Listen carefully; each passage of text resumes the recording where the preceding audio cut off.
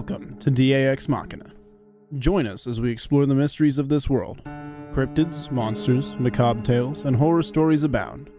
Could they be true? Are monsters real?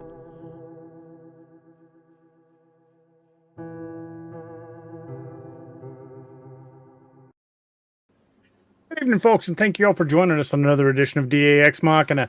Who joining me in the house is Robbie Jed Rains. We probably won't see Steve or Doc tonight. They're both busy, unfortunately. Doc's not feeling well; he's a little under the weather, but he's working on some projects at home. So tonight, you just a little under the weather. The little guy's a little under the weather. But you just have to put up with me and Robbie tonight, and we've got an awesome guest tonight. Author Luka T. Jacobs is joining us all the way from Australia, and she's a cryptid writer, and she's got some awesome stories out there, and I think you guys are going to enjoy them if you check them out. You'll be seeing her links pop up in the chat throughout the show. We've got them set on a timer, so make sure you go by and check them out, pick up some of her books, because I think you're going to like them. Ma'am, would you mind introducing yourself? Tell us a little bit about yourself and what got you started in writing. All right. Hi, everyone. As you can probably tell by the accent, I'm Australian. Kind of a long story, how I got into it. Since I think I was about 4 or 5, I was into grizzly bears. Loved them since that TV show, it always goes, Grizzly Adams. And love that show. Me too. I was obsessed with it. I got a little bear, and I still have him to this day. I was gifted. And so throughout my life, I just wanted to do something with bears. Other than, other travels to the States, I lived in Chicago, I lived in Calgary, and I lived in Minnesota, where I got to spend a year volunteering with a nonprofit, pretty close to those were black bears, but it was a heck of a lot of fun. And then when I came back to Australia, pretty much I was intending to go back, but I haven't since for about 10 years or so, a bit more than that. I'd gone through, read every single book I could about grizzly bears or any bear whatsoever. I preferred the ones that are about attacks. I was just fascinated, how the psychology behind it, the bear's mood, if the bear was injured and sick, things like that, why it attacked. And then I couldn't find any more books. And I thought, okay, what else is going to interest me? I thought, okay, Bigfoot. We don't, obviously we have the Yowie over here, and that's mentioned here and there throughout, growing up. But it wasn't as, I'm sure it's not as popular as it is in the States. So I read one of those, read through all those books, and I think, DA, one of your books were one of the ones I started. There's the Lakeview Man. Mm-hmm. Yep. I have to release a sequel to that one, actually. Oh, man, I've read that about 3 times, loved it. And that just sort of set me down the rabbit hole of finding all the books I could read. Then what was that? I started an art business just before COVID. That did exceptionally well for a few years. Then we had to close it in 22, the end of 22, started 23. And for the rest of the year, because I've been a graphic designer since the dawn of time, I was like, I didn't know where I was going. Lost direction, depressed, and all that sort of thing. And then it was January 24. And my partner said, why don't you write a book? You listen to all these podcasts, you read all these books, you love talking about it, so write a book. And the way you tell stories is you've got to include every detail, and it takes 20 minutes just to tell the simplest thing, because I like all the details. And I thought, okay, I'm going to write it. Had no idea what I was doing other than the formatting and the design and the marketing. So I did it and I put it up on Amazon. I thought, no one's going to read this. No one. And not even my parents or my family put reviews on it. Didn't read it like that.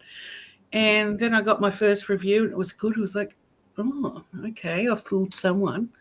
And then, snowballed from there, and I couldn't believe it.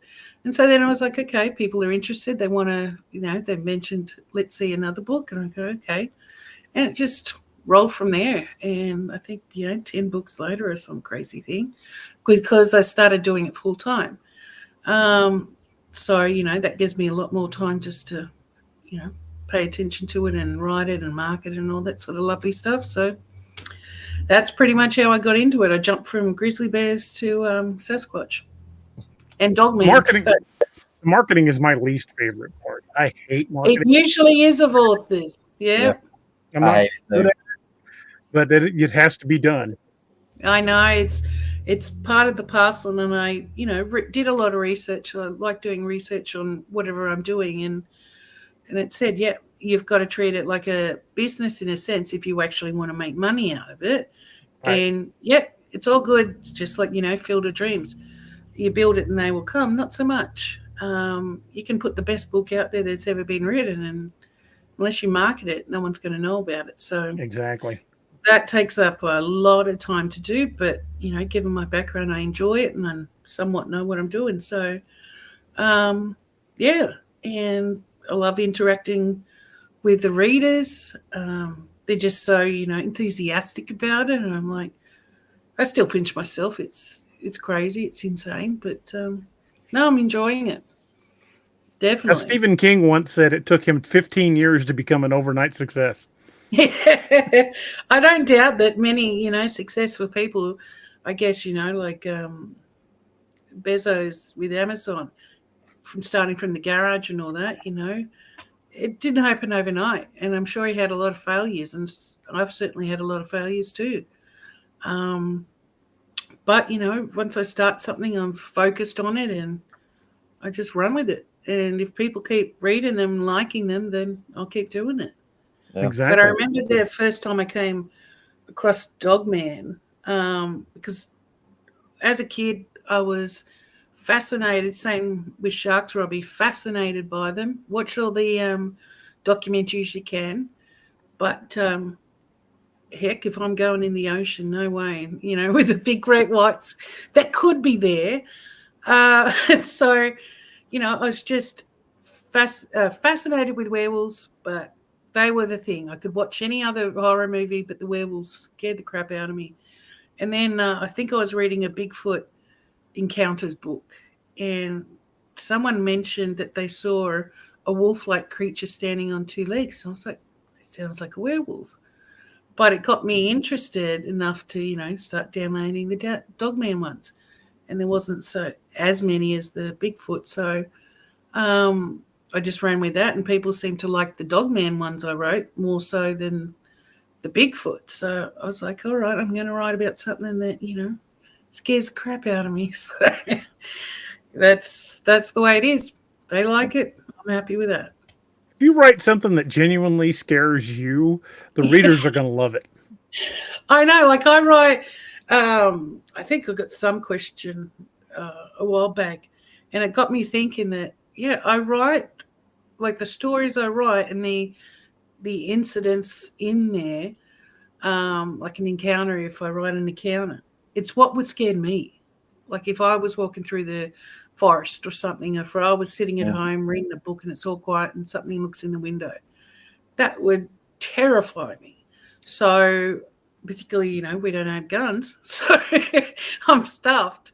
But that's how I write it, and it relates to other people because it seems more real. So that's how I do it. Kind of like for me though, he's been on me for ever since we became friends to write the story I was kind of like, I don't know how to do this. I don't know what I'm doing. So when I finally did it, I was same thing. I was like, there's nobody going to read this. Mm-hmm. And so I sympathize and feel exactly how you did. I'm only 2 books in and almost done with the 3rd, but I think there's the thing when you said, okay, I'm going to write something that'll scare me. That's kind of the line that I took was, well, I want to write stories that I want to read. I love DA stories. I mean, I've read Lakeview, man. What I said last time, DA, like 150, 200 times probably. And good one. It's a great one. Owns the first Wild Hunt book. I probably read it just about as many times. Loved But it. those The kind of military stories and the way he writes and all that stuff, that I was like, that's what I like. So I adopted my writing style based on his.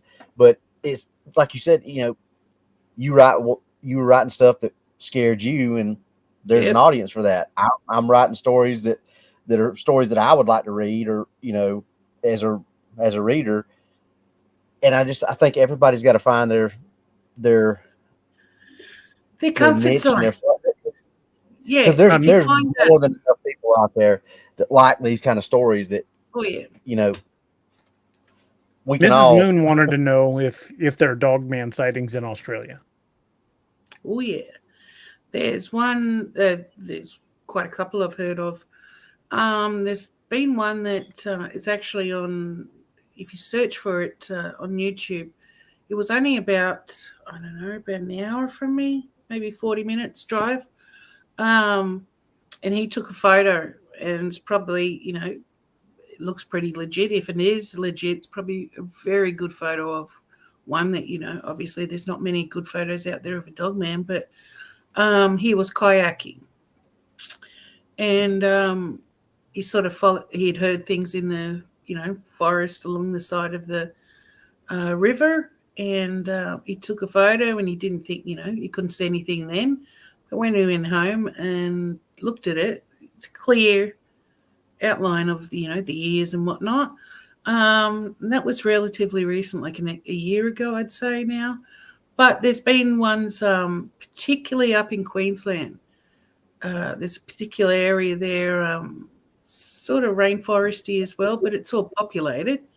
I've had some really good encounters about dogman up there. I'd love to go up there sometime. And I think my brother-in-law, he saw one because he came over and he stayed for a few days. And of course, I always talk Bigfoot with anyone that listens. And so I put on a few clips of, stuff that I liked. And he came, like one of them was Dogman. He said, it's really weird. He said, because years ago, I was driving a truck down some lonely back road of, down south near Victoria. And he said he came up, like it was middle of the night, came up on an animal on the side of the road. And he thought it was like a Great Dane, like it was a big one, like a Mastiff or something. But it looked mangy, and the proportions were really out. And it just stared at him as he drove past. And he was like, I just always thought that was really strange. And I said, well, it could have been. And it could have been just, I guess a deformed dog, who knows. But it was out in the middle of nowhere, and it was just watching him. And he said, it just was really creepy. And I said, it's probably a good thing you didn't stop and, hey, little doggy, and have a little issue there.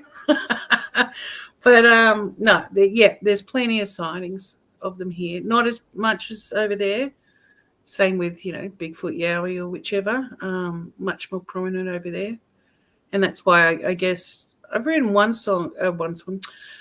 book about two books about Yowies. But yeah, I like to stick with the American ones, like the American towns and things like that, make the towns up. But, I think was it the first one? Yeah, the first Night of the Dogman series. I wrote that in Missouri, and which I haven't got to go to yet, but hopefully in the future. I think, where did I set that from? Gosh, I can't even remember. No, I can't even remember. But yeah, it was some, like Hicktown I made up. So just, make it a little bit, I could keep up with, I didn't know the landscape as much, obviously, as, places I'd been. So sort of kept it a little vague, but Missouri was a good start. But, that's the good thing about stuff like that. I mean, as long as you've got, like, my second book I based on lower part of South Carolina, which I've been there, but I'm not like from my first book was here in the area that I live in. Yeah. But I'd been there enough and knew enough about it to where I could, like you said, kind of leave it vague enough to where somebody from there could say, okay, I know where he's talking about. But That's yeah. Emily Hayes wants to know, which book did you have the most fun? Which of your books did you have the most fun writing? Emily Hayes is a treasure. She started reading through my books, going a once over, and that's so helpful. So hello, Emily, and thank you. Most fun.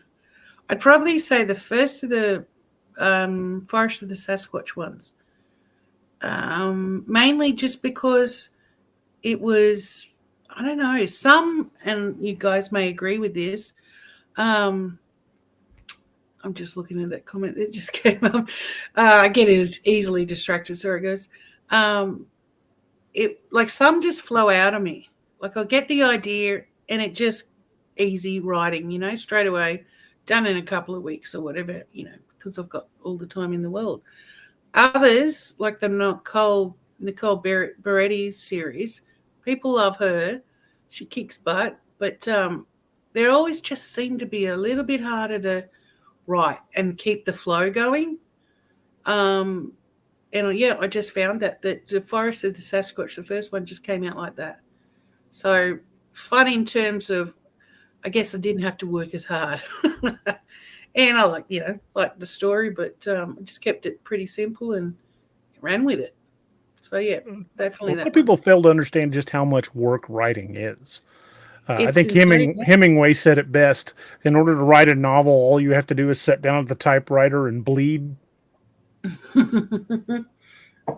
I know, and some of the reviews you get, like you think, okay, yep, I agree with it. There's some points here I need to work on, and the critical ones, 9 times out of 10, are really good. They've helped me a lot. So I don't mind. I always look at my negative reviews the same way. If they've got a point, I fix it. Exactly. Or if at least 2 people have said the same thing, I'm like, okay, there's an issue there. I'll go back, or it needs to be proofread better or something like that. I've learnt along the ways of, to fix that. I don't take it in a personal way of, I'm crap or anything like that. I may be, but I don't take it personally. But no, I think that helps you a lot. But the ones that, and I see it on other books, like I read reviews on other books before I read them. And I think, oh, that's a little harsh. This person put in hours and hours of work. And you're just picking something completely trivial. And it's like, I wouldn't have even reviewed it like that. Like if I found it if I agreed with the person, I would have let it go because everything else overrode it that was good, but that's what you get. Yeah. You put it out there and you're going to get good, bad, and ugly. I've gotten some of those little petty comments. Like I'm sure DA with 30 books has gotten plenty of them. Oh, but yeah. Curtis Murray wants to know what inspired your Nicole Beretti character. What or who? I love Nicole Beretti. She's tough. I'd read, gone through all the books that I could in cryptids and that sort of stuff. Well, I always stick with Dogman and Bigfoot, or Sasquatch, I like to refer it to. But I've gone through the shapeshifter ones, and they're okay. But some of the others just freak the hell out of me. So, but I plan on writing a Mothman one soon. So we'll see how that one goes. I'm trying to get out of my comfort zone and freak myself out even more. But Beretti came because I didn't see too many. Well, I didn't even know if I saw one. One sort of law enforcement, because she's FBI, woman kicking butt, in the cryptid genre. So I thought, okay, I'm going to try this, see if it goes. And I didn't think she would take off at all. But I thought, I'll give it a try. How much is based on me? I just saw that question up quite a lot. I was getting to that. She is not great with emotions. Neither am I.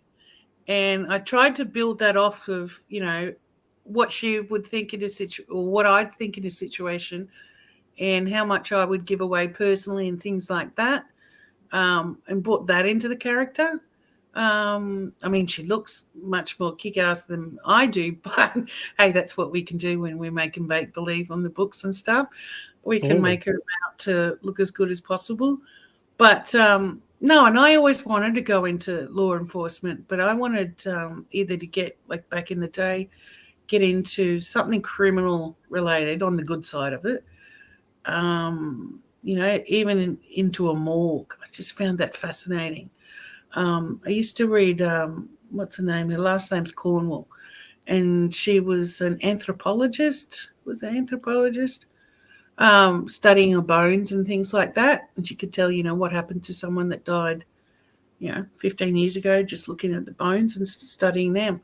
So I was fascinated with, and a bit morbid about that sort of stuff, but it just fascinated me. So I really would have loved to have gotten into something to do, FBI or even, that sort of area, but never did. Life took a different turn. So writing a character that I can live through and have her do exactly what I wanted to do, but have an edge to her that's a little like me in terms of she keeps everything close to the chest. She's not a girly girl. She doesn't, scream and cry and things like that. She just keeps everything internal. And I guess that's the part of her that's based off me. Yeah, I didn't want her squealing, and I didn't want her worrying about a broken nail and things like that. And what's fascinated me and I've really enjoyed is because I get a lot of emails from males that say, she's the best. And I thought that's probably the hardest thing to crack, is that males actually want to read about women and they're not seeing them as, like, they're seeing them as kick-ass. They're doing their job just as well as a man could do, of course. But it's really male-dominated sort of field that, she'd be in special forces and all that sort of stuff she did. So that's she's really resonated with both males and females, which is great. That I is like awesome. Valkyrie. Well, I like Valkyrie, ain't it, DA? Yep. A lot of people like Valkyrie. He's got a character.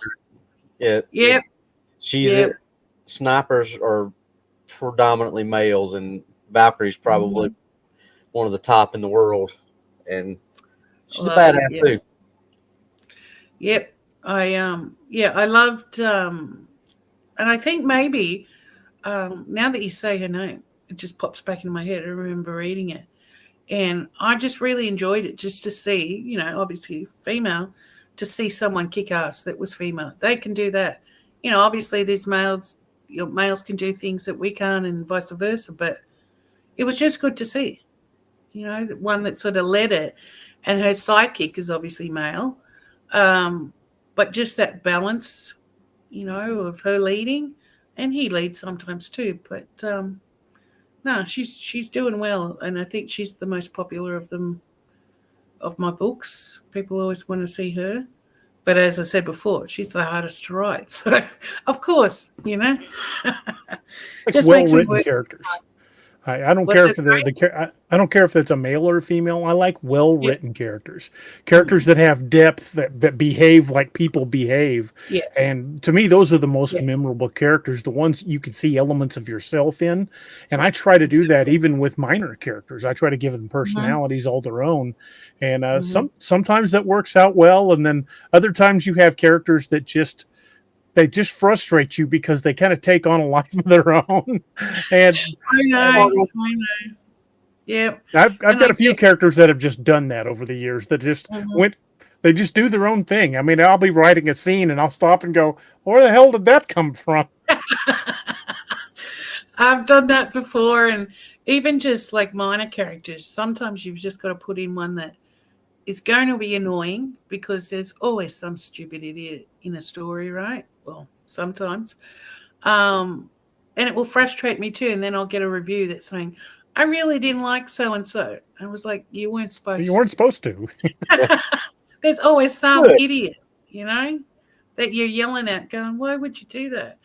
And it's like, yeah, I can picture it in, real life. There's always some dum-dum that, will walk See all the towards Margolin comments. Oh yeah, they're already starting to roll in. Margolin, Margolin, Margolin, Margolin. Yeah, it's a lot of fun. It's a lot of fun. So, which is We your did- favorite character to write? It would be Peretti. But I also, in some of the books, I write from the perspective of the Sasquatch and all the I've dog. never done that. It's interesting because we're so limited in what we know about them that obviously a lot of it's guesswork plus what you've heard. And so, out of all the podcasts and the books I've read, I sort of merge it in, and I've got a terrible memory anyways, but I sort of merge all that, what I know, which, is not that heck of a lot, but I try to think of it as what would be somewhat realistic and what would make sense, and run from that to make it a little bit plausible, and you could run with it and say that they do this and they do that, and that may be well and truly right, but I've got as Wes would say from Sasquatch Chronicles, I don't have one in the garage. I can't go study it and ask it what it does and its family life and things like that and how long they live to and all that sort of thing. So it's sort of, a lot of guesswork, but I just, as I said, just take it from what I would think they'd possibly do. I did the same thing in my first book, and I'd asked DA, and he was like, "Dude, I don't know. I've never done that before." So I just like you. I just kind of like, well, this is what we think. So I'm just going to kind of infer, and I did it more from the werewolf stand. I did a little bit from the Bigfoot standpoint when they had the fight between the werewolf and the Bigfoot, but what a whole chapter basically. I think from the guy after he shifted, it was pretty much the werewolf that took over, and it was the entire thing was just from his standpoint of trying to take over and trying to, corrupt the guy and all that. So, but it was weird because, like you said, there's no basis for it. You're just kind of out there fumbling around, just trying to make it make sense.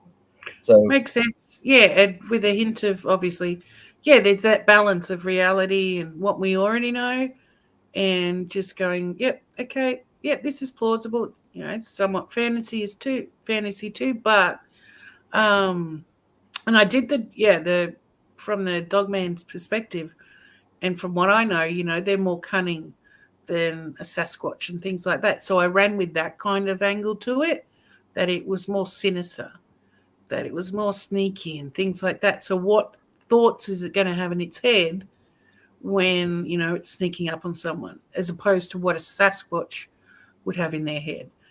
And you run with it, and then you put it out there to the readers, and if they like it, they like it, and if they don't, well, then you'll soon know because you won't be selling much. So, Exactly. But it Curtis does Murray wanted to know. Curtis Murray wanted to know if you'd ever considered doing a throwback Dogman story from the era when Australia was in its infancy. Whew, I didn't pay You enough. had a lot of success doing that with the Dark Frontiers series. Yeah, I know. I read them too, but the issue I've got is I didn't pay attention a lot in school. I'm a huge history buff. If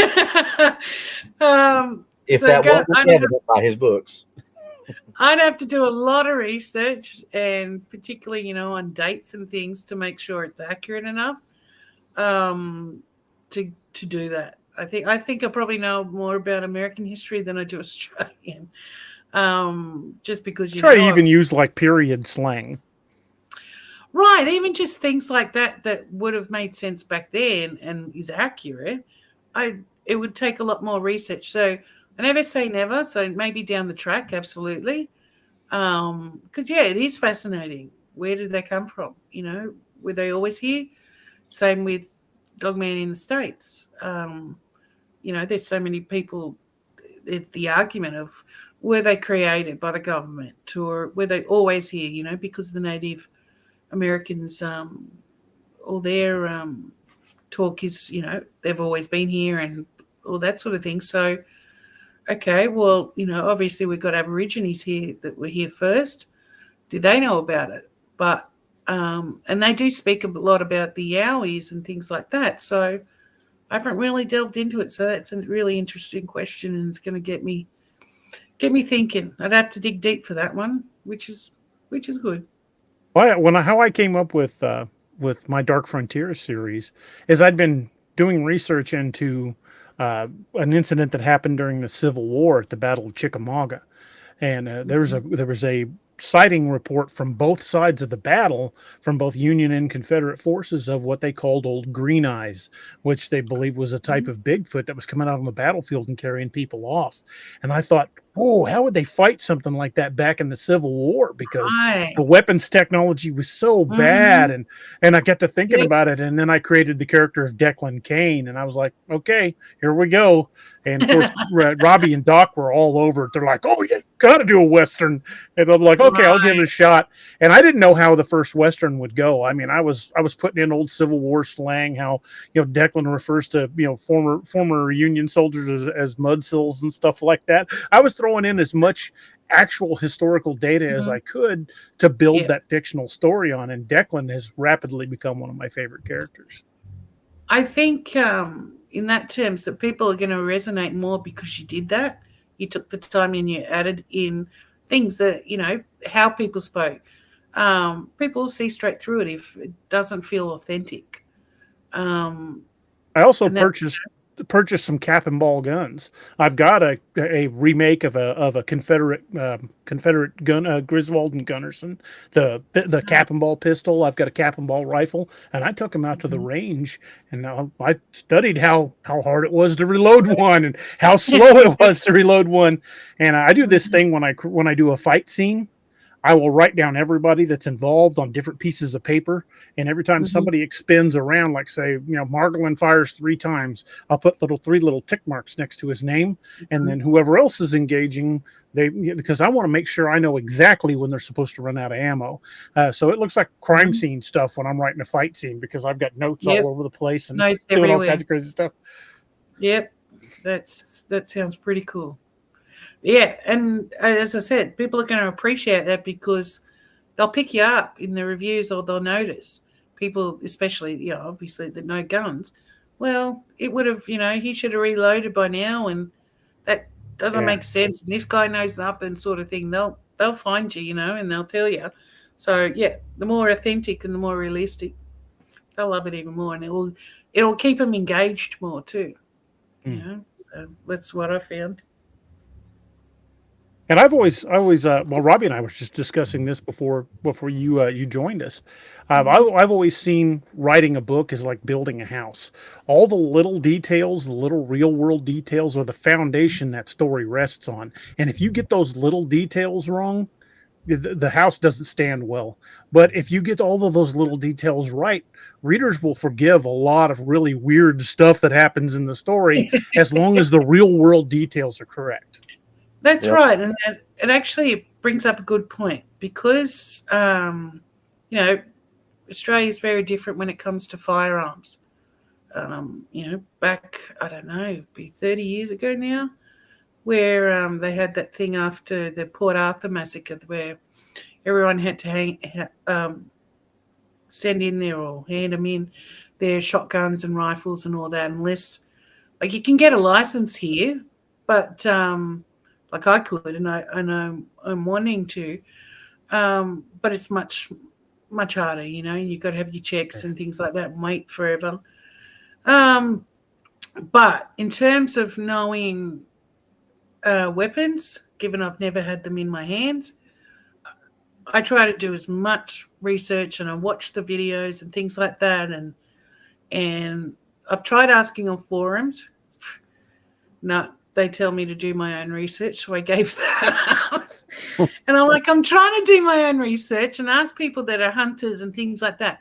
What would you use in this scenario? Things like that. Would be happy to help. So I'm sure Robbie would too. Yep. Oh, Anytime. That'd be great. And I've gradually learned over time, okay, this makes sense, or this weapon's, yeah, got the firepower to take down a Sasquatch, but if they're walking into the forest for miles and miles, it's going to be heavy.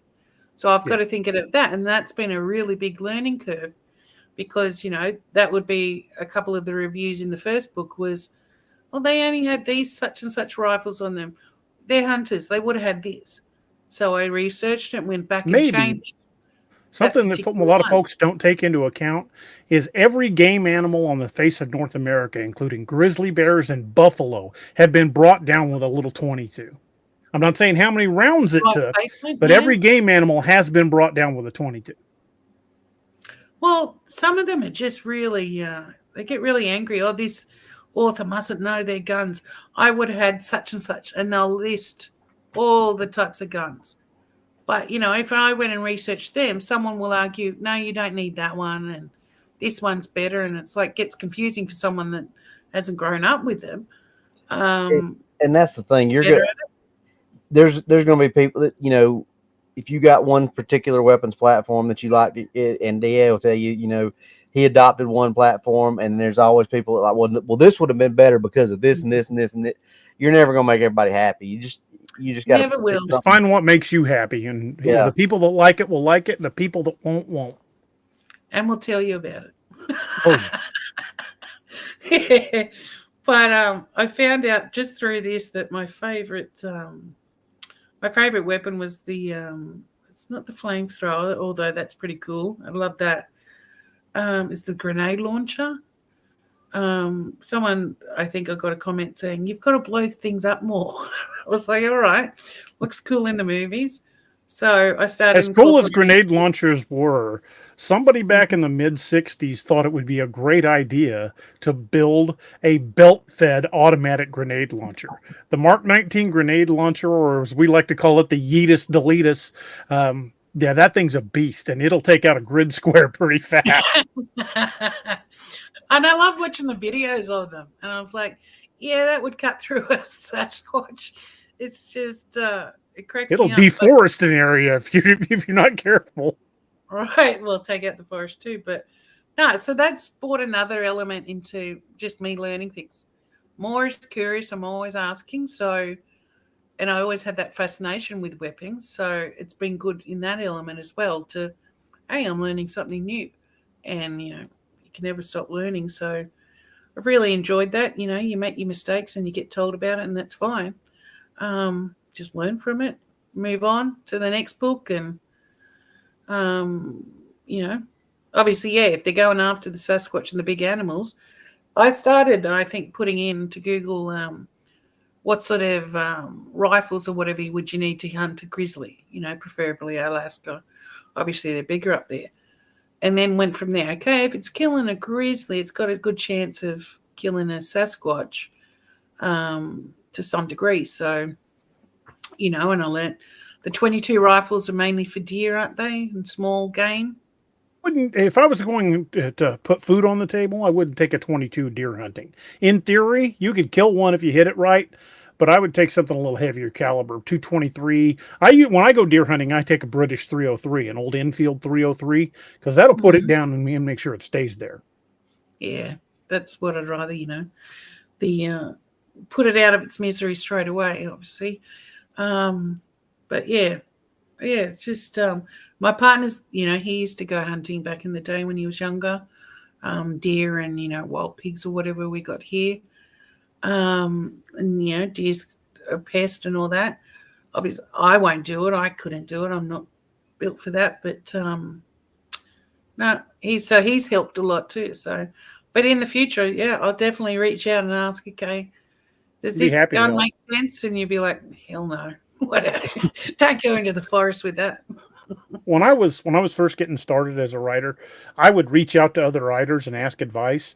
And 9 times out of 10, most of the ones I reached out to back in those days would answer me with, some form of, I had to figure it out for myself. You can do the same. And I don't look at it that way. I don't see other writers as my competition. I think if we're all creating better and better stories and more people are encouraged to read, that's a win for all of us. Exactly. Particularly, the genre of, and I think it in terms of the categories on Amazon is quite small. Cryptid, and and obviously you've branched out into Western. You've gone into that, and which is really cool.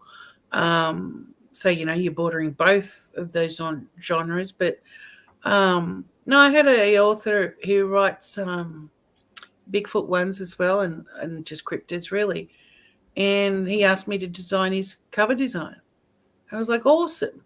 And I think someone had asked me, why would you want to do that? It's a competitor. And I said, why not? I can design it. He wants me to design it. He asked to, and I did it. And I thought, okay, well, if that brings him a few extra dollars, then so be it. Like, why would I want to stop it? It's not hurting me. I've said this many times, and I will probably say it till my dying day, is that the only author I'm trying to be better than is the one I was yesterday. Mm-hmm. Exactly. And we can all learn, obviously.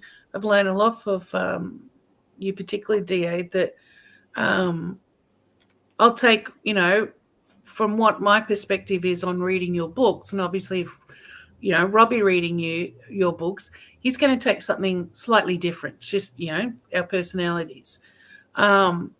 And whether it's conscious or not, I'm going to use that in my writing, and other people would look at it as, hey, you read my book, don't take any knowledge from it or the style or the, obviously I'm not into copying or anything like that, but I'm just saying the knowledge that you receive from it and how it makes you feel when you read the book.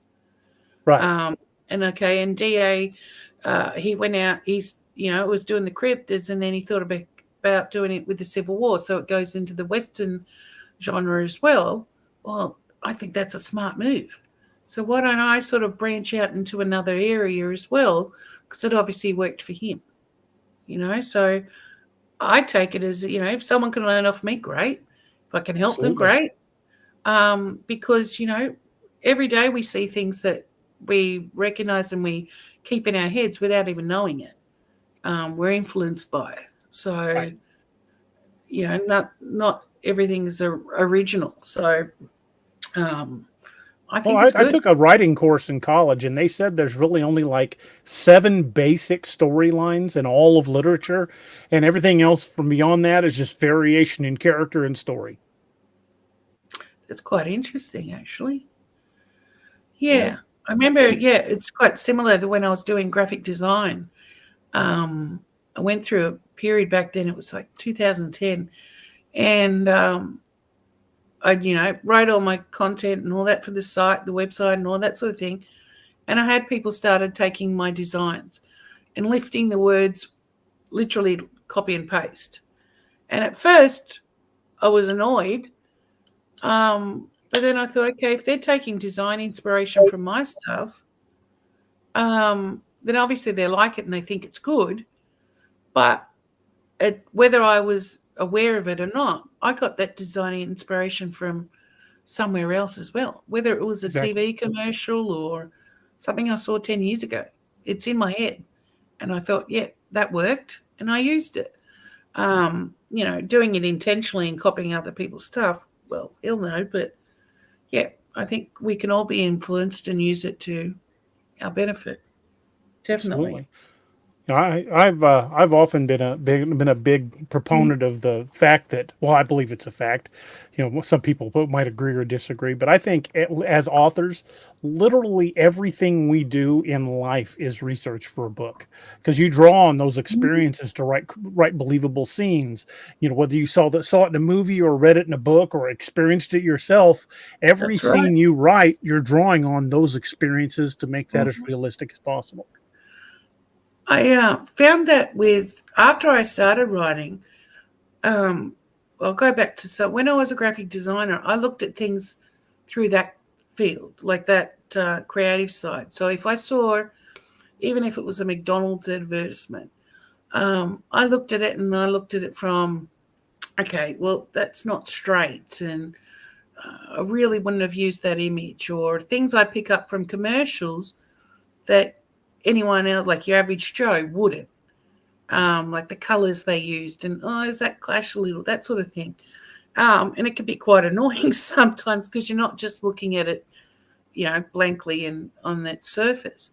So when I started writing, and in the last, I guess, 10 months or so, when I read someone's book or when I watch movies, and I was doing it the other night, I watch it through different eyes now. Because I'm watching, okay, they're going into the suspense now. And are they dragging it out, or are they doing it, intensely all of a sudden? And I think to myself, oh, I would have done a little bit different. Oh, that's good.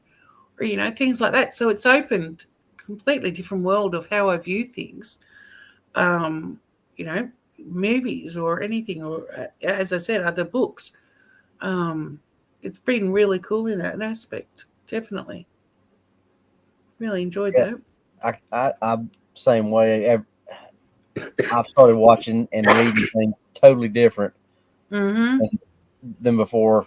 Yep. I started writing, and it's kind of like when I went through my tracker training class. I told you this, DA, but the guy the guy that owned the school, as he's calling us up, he said, "Congratulations, you'll never look at the ground the same way again." And it's kind of the same thing, once you go through this process, you'll never look at another book or even watch, like you said, watch TV or a movie the same way again, because you're always like you said, oh, I would have done it. That's cool. I like that, but I would have done it this way.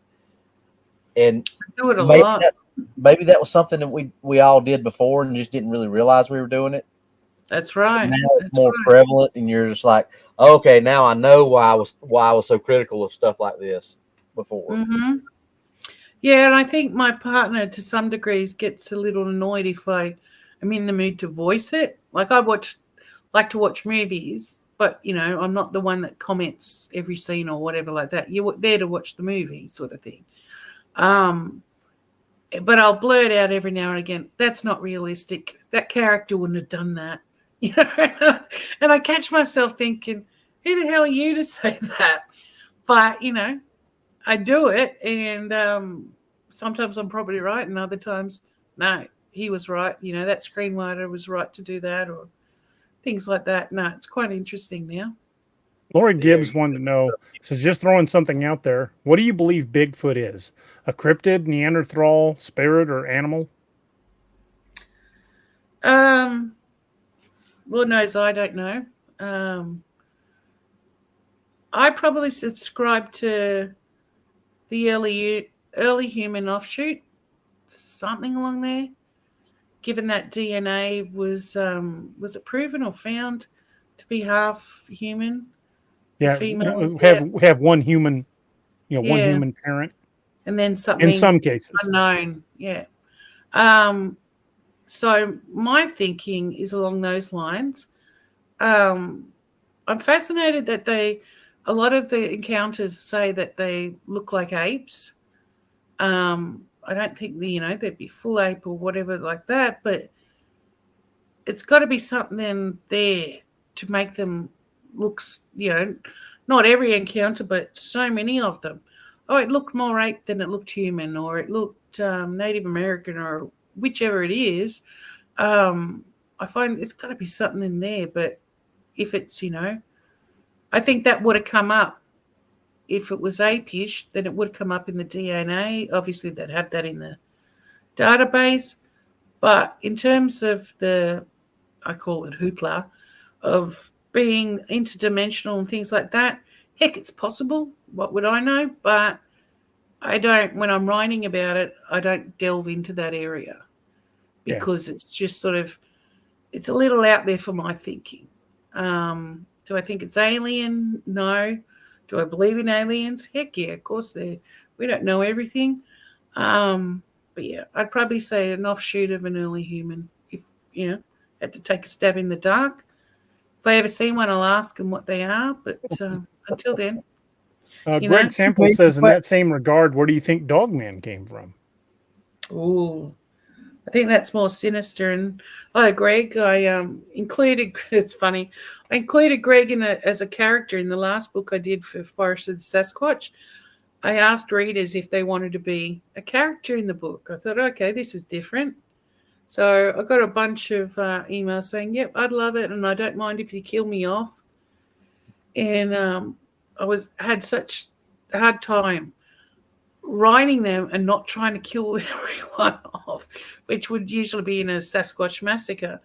But poor Craig, he lost his head, and he was the only one that literally lost his head. But I thought he could take it. He was tough enough to to get over that sort of scene. But what was his question? Sorry. What do you think the origin of Dogman is? Oh, Dogman. Oh.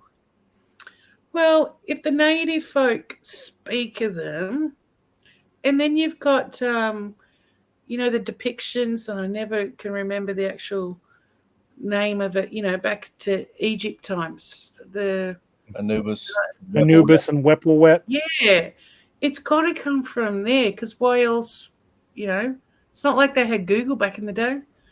To say, okay, let's make up these creatures. It had to come from say that all the time. It had to come Only from Robbie refers to it as the Googles. They couldn't get on the Googles. Right, it had to come from somewhere that they'd seen.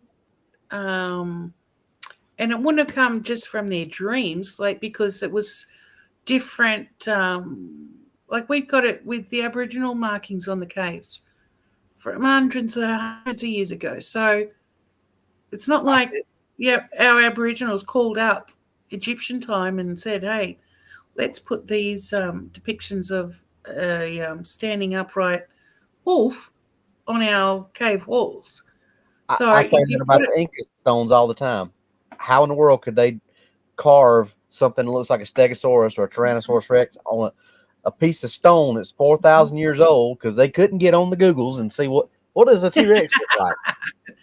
Right, and they didn't have telephones or, hey, let's make this up for the future generations to really stuff with their minds of, okay, we had these animals walking around. So it had to come from something that was legitimately there, that they saw. Something that they had to see. Yeah, I mean. Yep. And whether, they worshipped that animal or they were scared of that animal, it was present in their time. So, I mean, obviously Bigfoot was seen, 100 years ago or whichever now, that they've got reports from back then. So, I think in terms of how people see the Dogman, it's just such a more sinister being. So why is that way? It really fascinates me. Why? I mean, werewolves look crazy enough as it is.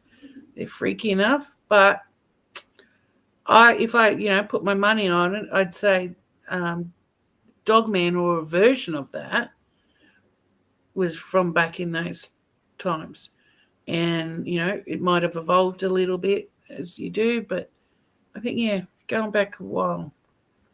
Both the Greeks and the Romans wrote of what they called the cynocephali, warriors with the head of a dog, that both the Greeks and the Romans fought. That's creepy as hell. If I'm going into battle and I see a upright, person that's got a dog head, I'm just using the gun. What's that, bud? So tell her about the Piri Rice map and the markings in that and how old it is. The Piri Rice map was found in possession of a Turkish admiral named Piri Rice in the 8th century. But they've come to believe that this map was basically a hand-drawn copy of a much older map. They don't know the original origin of the map. But they found this map that belonged to this 8th century Turkish admiral, and they didn't recognize the landmass. It had drawings of it of trade routes. It showed, ports. It showed settlements. It showed castles. And in the margins of the map, it showed creatures like Bigfoot and Dogman. They were drawn into the map. And they believe the map is much older. But they couldn't figure out what the map was of. Well, in 1972, the United States Navy was doing sonar soundings of the ice cap on Antarctica and discovered that the Piri Rice map is a map of Antarctica without ice on it. Get out of town! It's How serious. fascinating is that? It's brilliant. I love it. Wow! Oh, wow! That is cool.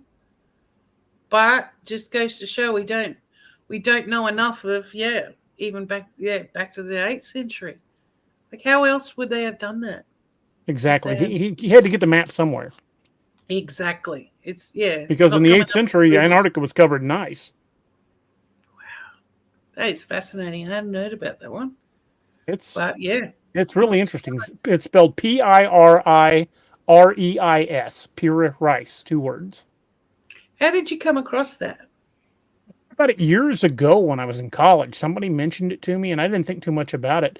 But then I kind of started really digging into it and reading more about it, and just kind of became one of those details that you just can't overlook anymore. I mean, this is one of these deep human historical mysteries that there's really no explanation for.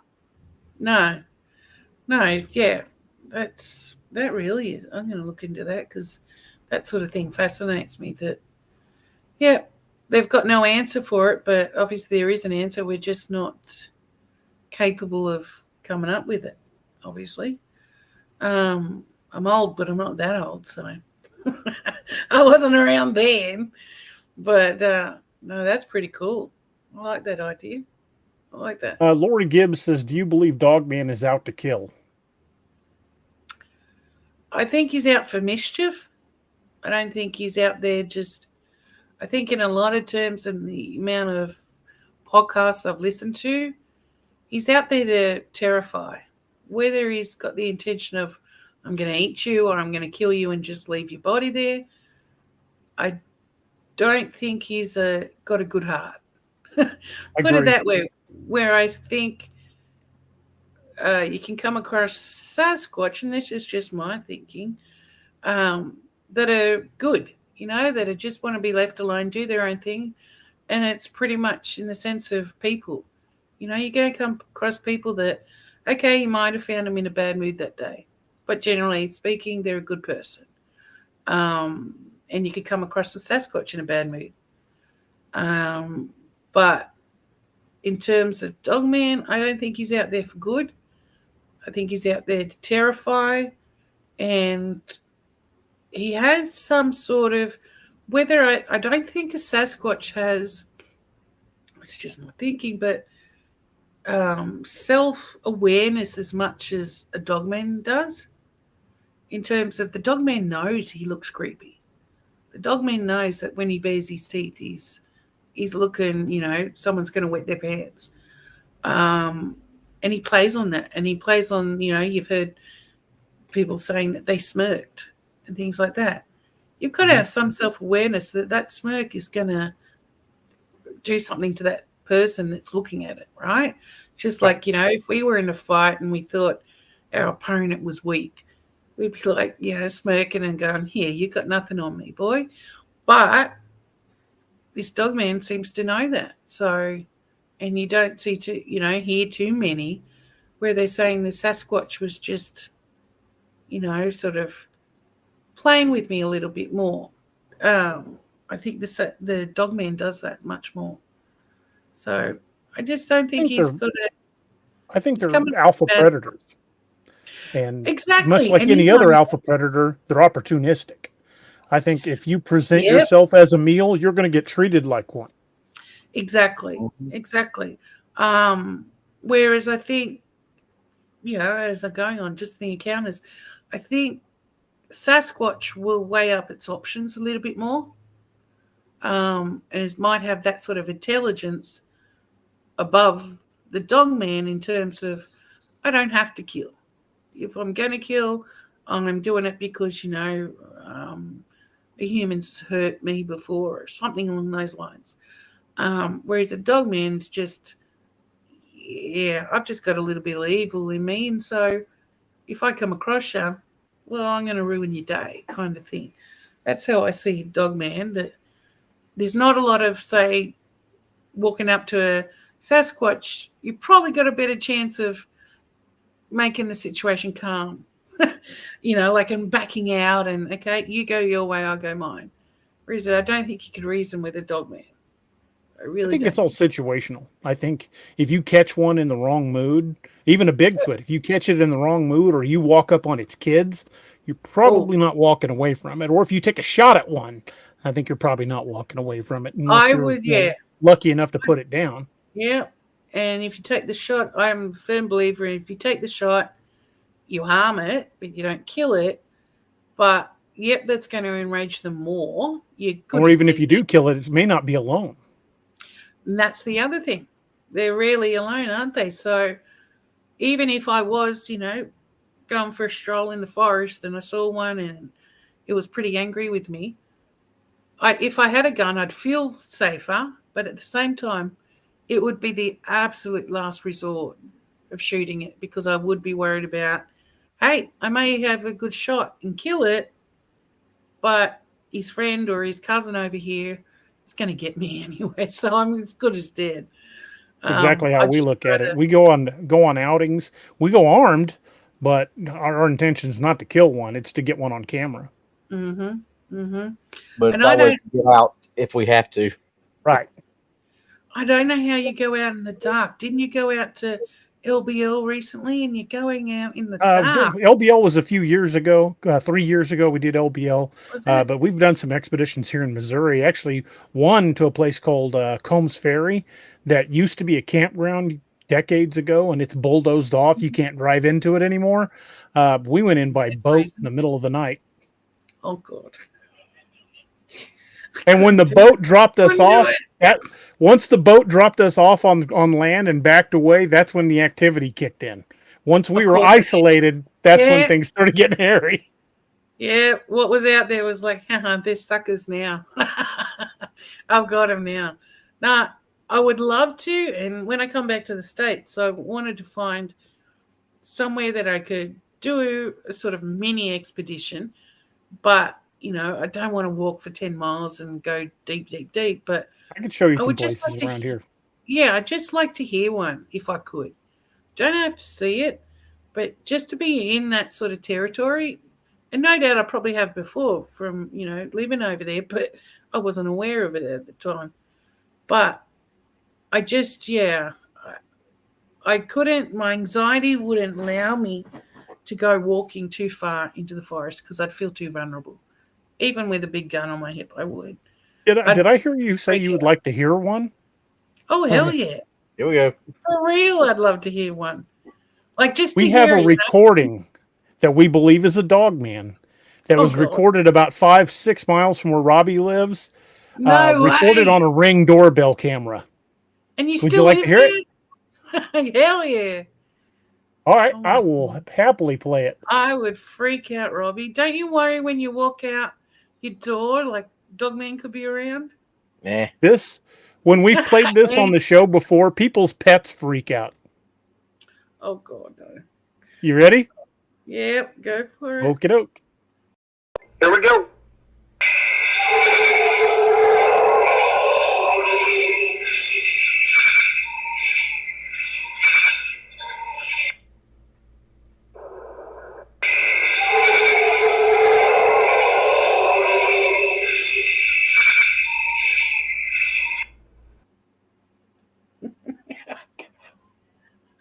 That is insane.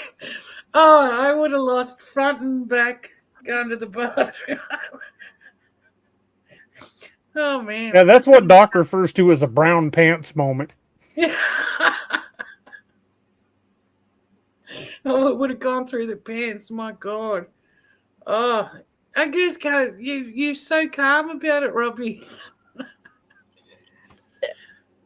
Why? Why are you so calm?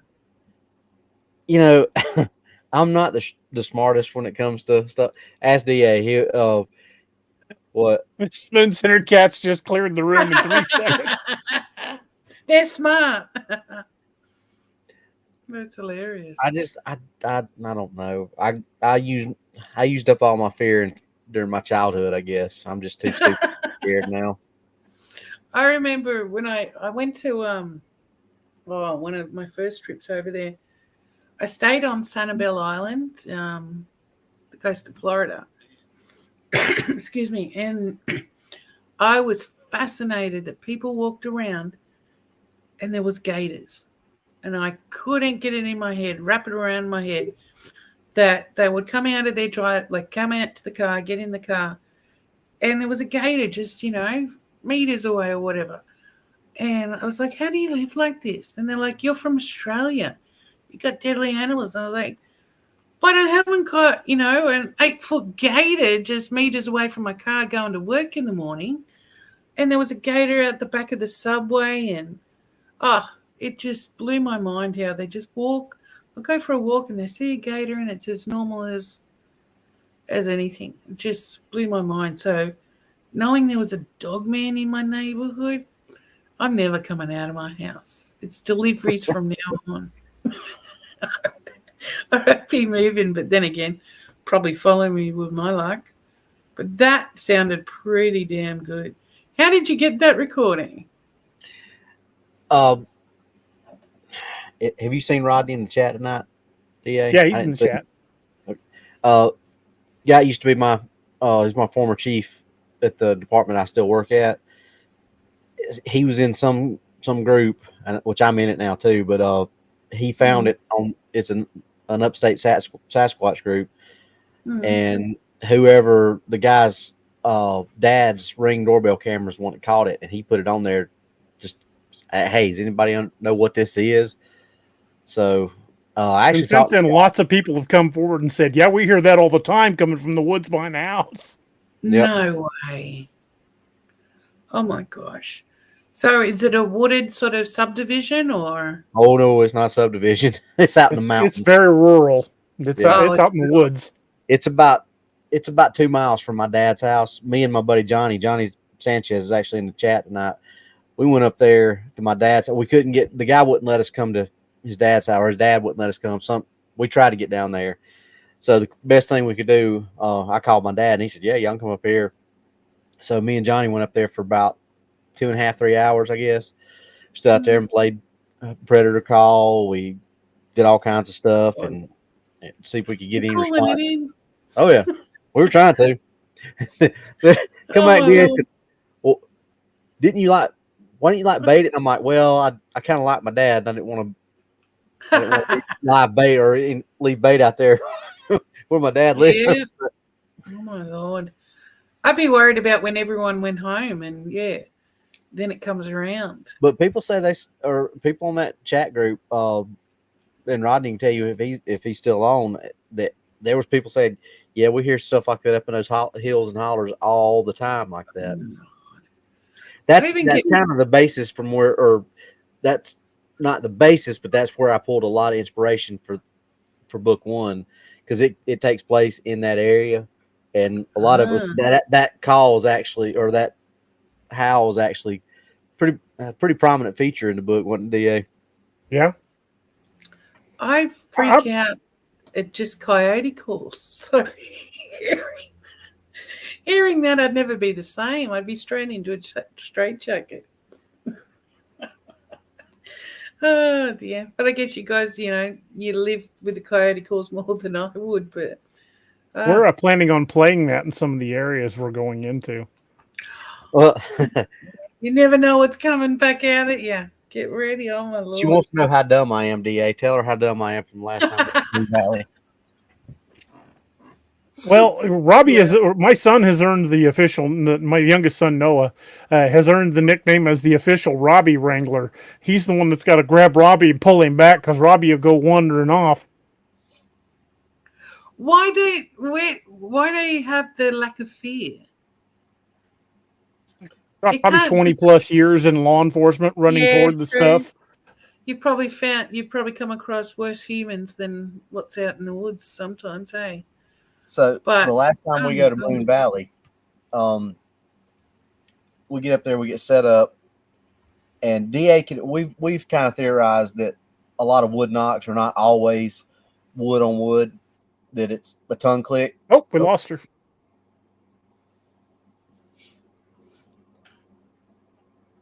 Sure she'll come back on.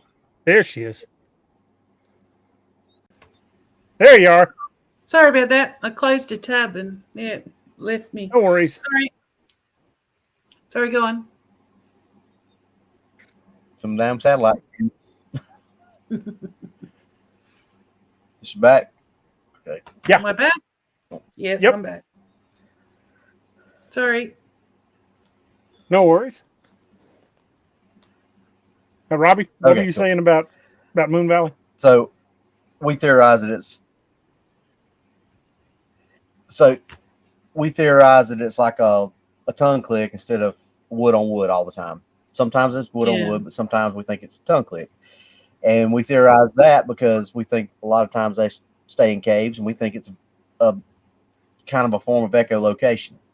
Mm-hmm. So say that to say that DA can actually do a tongue click, and he can do it really loud. So we get out, he does a couple tongue clicks, nothing. So Doc says, "Well, I'm gonna do some owl calls," and he had done some research, and he did some from like the West Coast. Is that where West they Coast. were from, or whatever?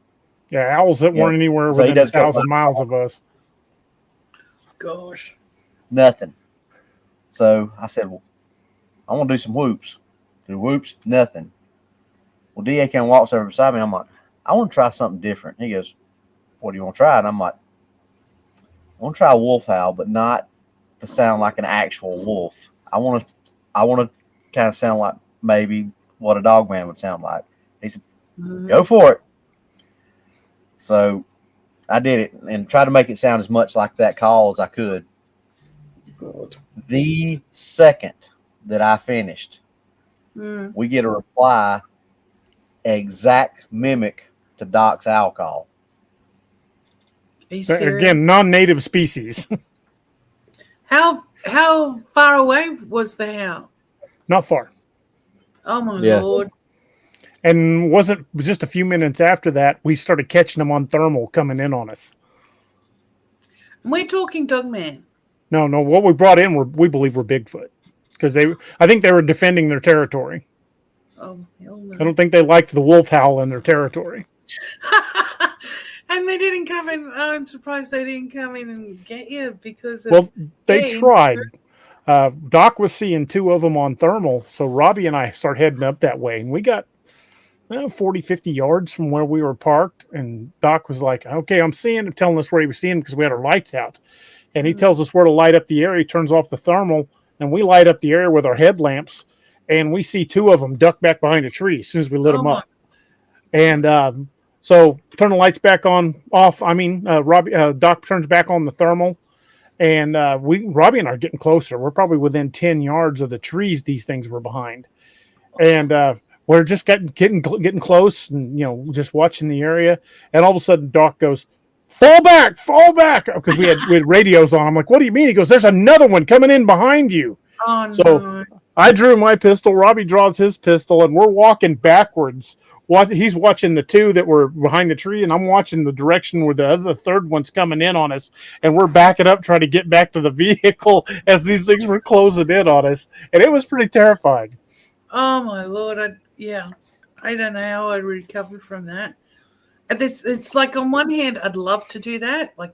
It would be fascinating. But on the second, I don't think there's enough Valium in the world for me to calm down. And last thing you want me to do is have a gun because I'm in shooting. There would be no safety involved at all. I'd be worse. But that is really cool though. But I'd love to go to LBL. I think that's a fascinating place. I had a daytime sighting of a dog man in LBL. And I'm pretty sure I had a nighttime sighting. Oh my God. Can you tell me about it a little? There's an area called Demumbers Bay in northern LBL, and that is one of the creepiest places I've ever been. And Absolutely, Brian. Feeling of it? it feels like something out of a horror film. It really does. It's so quiet there. There's no animal noises, nothing. I mean, you like across the lake, you can hear like birds and stuff, but at Demumbers Bay, nothing. Just dead quiet. I spent almost a week running around northern LBL, and the entire time I was in northern LBL, I didn't see a single animal, not one, other than the dog man.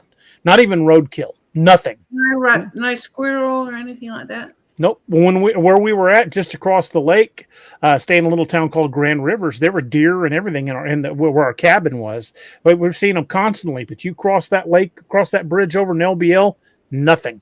Absolutely nothing. So the first night we were there, I went down to Demumbers Bay about 2:00 in the morning, and there's an old boat ramp, what's left of a concrete boat ramp leading down to the water. So I pulled up with my van, with my front of the van facing down that boat ramp with my headlights on. And I got out and was listening, and it was just absolutely dead quiet. So I walked down to the water's edge to look for tracks, and I couldn't find anything. So I sort of was like following the shore with a flashlight, looking for tracks on the ground because of where the mud's at right next to the water. And I hadn't really found anything. And then I looked up and realized how far I'd gotten from the van. I was pretty far. And so I got this bright idea. Do you know what predator calls are? Mm-hmm. And we used to hunt coyotes. Yeah. Well, I had a dying rabbit call on my phone, so I played it. And it echoed out across the lake, and I immediately heard stuff coming at me in the woods. So I turned around and hauled ass back to the van and jumped in the van. And when I backed out, but my headlights went across the woods, there was like 8 or 10 green eye shine, like 10 feet off the ground, just staring at me from the woods. So I got out of there. Well, a few days later, same place, went down there with a buddy of mine, Nick Valente, and we were down there in broad daylight. Well, we were leaving Demumbers Bay, and we got a little. There's the main road through LBL is called the Trace, and we were about halfway from Demumbers Bay back to the Trace, and we were driving real slow, and we were looking to see if we could find old campsites or anything abandoned. So hoping to see something, gather some evidence. And I saw something leaning against a tree, and it didn't really click what I was looking at because it wasn't moving. And when we started, we were only doing like 2 miles an hour, just creeping. And as we're starting to pass it, I noticed it turn its head and watch us passing by. And as soon as I saw that movement, I just zeroed in on it. And at that point, I'm like punching Nick in the arm, telling him to stop. And he slams on the brakes and looks over, and I got a good look at it. I mean, like 15, 20 seconds, I'm staring at this thing. And Nick probably saw it for a good 10. And once it realized we were looking at it, it turned from the tree and took off. And it did this weird kind of loping run. It didn't run straight like we would do. It just kind of bounded off to the side, bounded off to the other side, then bounded off to the side again. Then it went down a ravine and it was gone. We could hear it breaking branches and hauling ass. So we jump out and go running over there like idiots. We decided to chase it, and it didn't. It didn't take us very long to realize there wasn't any way in hell we were catching that thing because it was going through some terrain we couldn't get through. Couldn't go over, yeah. So I went back over to the tree where I'd seen it standing originally. And I remembered that its hand was right next to a tree branch. So I put my hand up next to that tree branch, and it was above my head. I mean, if you walked up and if you lean against a tree or a wall, you tend to put your hand about shoulder height, like this. So, and that's the way it was leaning. It was just like it was comfortably leaning against this tree, but I had to raise my hand pretty far to do it. So, and I'm 5'10", so I estimated it was between 6.5, 7 feet tall. It wasn't that much bigger than me. Yeah, but it wasn't massively built. It was built like a dog on its on hind legs. I mean, the chest was narrow, the shoulders were narrow, but it had hands. The head was shaped like a wolf, but the snout was different. The nose was actually shorter and blunter, like a mastiff.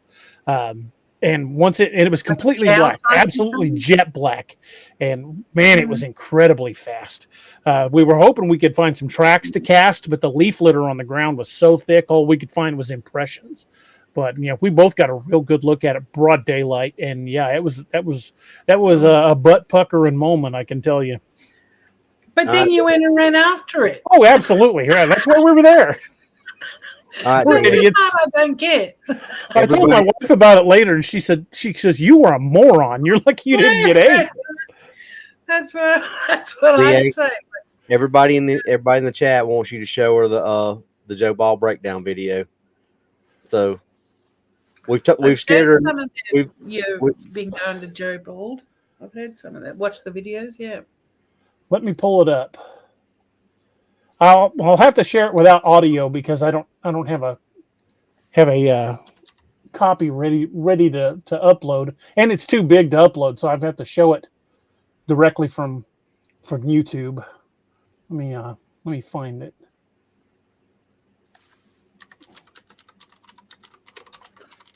So when I was writing Lakeview Man, you've read Lakeview Man. Absolutely, many a time. So when I was writing Lakeview Man, went down to Joe Bald to shoot a promo video for it. Mhm. Just to kind of talk about the area, show it around. My buddy Steve and I, we went down there and we shot about a minute and a half of video footage. Really, that's about all it turned out to be. And it was just me and Steve and my wife and his wife. And we weren't down there looking to find anything. Like I said, we were just shooting a promo for the book. I just wanted to show people where Joe Bald was and how creepy it was at night. I think And I've seen it. Yeah. well, we caught something on camera and we didn't know until about a year later. What, did you find it or someone pointed Someone out? in we were showing the promo on a show, and someone in the audience was like, "Hey, something in the trees behind you is moving." And I'm like, "No, I didn't see anything." Oh, wow. He's like, "No, I'm telling you, something's moving." So I sent the video to a couple of buddies of mine who do video breakdown, Yeah. and sure enough, there's something back there, Oh, and wow. I'm pretty convinced we captured like a 9 or 10 foot dog man on camera. Oh my Lord.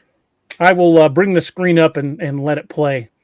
And since it's gonna, not the audio portion won't be playing, I will kind of narrate a little bit. And this is my buddy Josh, who was one of the guys who did from All Tower Media, who did the breakdown of the video. And Okay. you won't be able to hear Josh. Let me skip forward a little bit. Love you, Josh, but this, she can't hear you anyway. So let me skip past. All right, Josh. There we go. This is the original video, unedited. Okay. Mhm. This is just me standing in front of a camera, and it was just filmed on an iPhone. We're just standing there talking about, creepy part of Joe Bald. You can hear like bugs in the background, but other than that, it's just a typical night. We weren't really expecting anything. And that flashlight I'm holding is a 3,500 lumen searchlight that I used as a cop. That was my searchlight. I would search cars and go look for people with it. It's super bright. And as you can see here, when they light it up, it's a very bright light. And if you didn't see that, let me back that up just a hair. If you watch real close, you might actually see it move. And I didn't. And for the longest time, I didn't. But now that I know where it's at, I know what to look for. I spot it every time. A lot of people don't notice it just from this video, but watch what we get when we go a little further with the breakdown. Let me get past that part.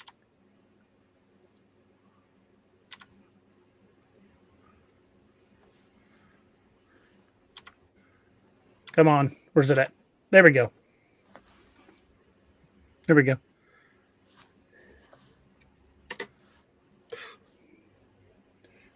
Right there. Yep. It's tough to see, but watch this as we do the enhancements.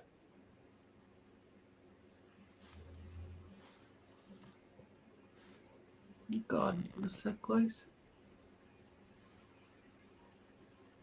See it move? Yes. Okay. It gets better. Creepy. Now it's slowed down and zoomed in. You think it's creepy before. Now watch. Yeah, now is where it's going to get a little creepy. See it lean out? It leans out as I was moving the flashlight. Oh. And we went to that exact spot, and it's about 9.5 feet off the ground. And as the light plays past it, it kind of slips back behind the tree. It's just watching you. Yeah. And we didn't know it was there. And I was still a cop at the time. I was a pretty good observer. Still didn't see it. There it is. You see its hand on the tree, too. Yep. Yep. Claws. Ay, ay, ay. Does that not remind you of Silver Bullet? Stephen King's Silver Bullet movie? I've seen that. Oh, that's freaky. Yikes. And this is from, like it says, later in the video. You can see the tree. There's nothing behind it. Mm-hmm. It had So moved out. something was there, yeah. I think it's a dog man. And the people I've sent it to think it's a dog man. But, as far as being definitive proof, it's really not. But It damn well looks like it. there. Yay, yay, yay. Yeah, you can see the nose, the eyes, and the ears. It looks like a wolf's head sticking around there with this And you would have massive gone back- hand. You would have gone back to this place many a time since, right? I have been back numerous times. We've had plenty of experiences there. And that, in fact, it was in Joe Bald where Robbie got the nickname the Robbie Wrangler. Well, Noah got the nickname. That's where I caused the Robbie Wrangler to be formed. That is fascinating. Scary, but fascinating. And I feel okay given I'm, how many thousands of kilometers away. That's the Joe Bald breakdown video. Wow, that's awesome. Thank you for showing me. Ain't no problem. I don't know how you guys go. Even just, I don't know, just going out in the dark. Like I lived, when I lived up in Ely in Minnesota, it's near the border of Canada there. I had to, my boss, they were going away for the weekend. So I had to, dog sit. They had 2 dogs. And their cabin, like it was a big cabin house, 2-bedroom, but it was big. And you had to go down like a mile or so down their driveway. It was secluded, like in the forest, Superior National Forest. And I tried to take the dogs out like at a normal time, like just on dusk. Okay, yep, this is it. I don't want to be coming out in the pitch black because, no lights. I grew up in the city, so that's what I'm used to. But, of course, 3 a.m. every night, this big dog wanted to go out. And he was a goofy dog, but he was big. And I'd stand there just in the, just the light from the porch. That's it. And I'd hear twigs snapping and things like that and thinking, oh, my God, it's a wolf. It's a wolf for sure. And I didn't want the wolf getting the dog. I'd rather the wolf get me than the dog. And then I'd ask people at the where I volunteered, and I said, what do you do about wolves here? And they said, well, you can get a gun if you want, like when you're taking the dogs out. I was like, unfortunately, I'm not allowed to carry because I'm not a citizen. But I just couldn't, imagine like living like that. It's far from what I'm used to.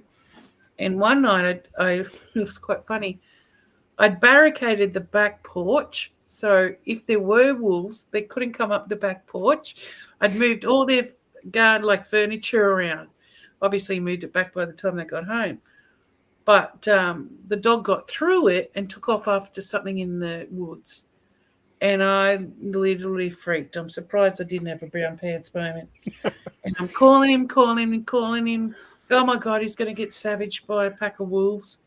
Because I'd actually seen a large wolf in their driveway, and that was awesome. But, yeah, he came back fine. I was like, oh, my God, you've just given me 3 heart attacks in one go.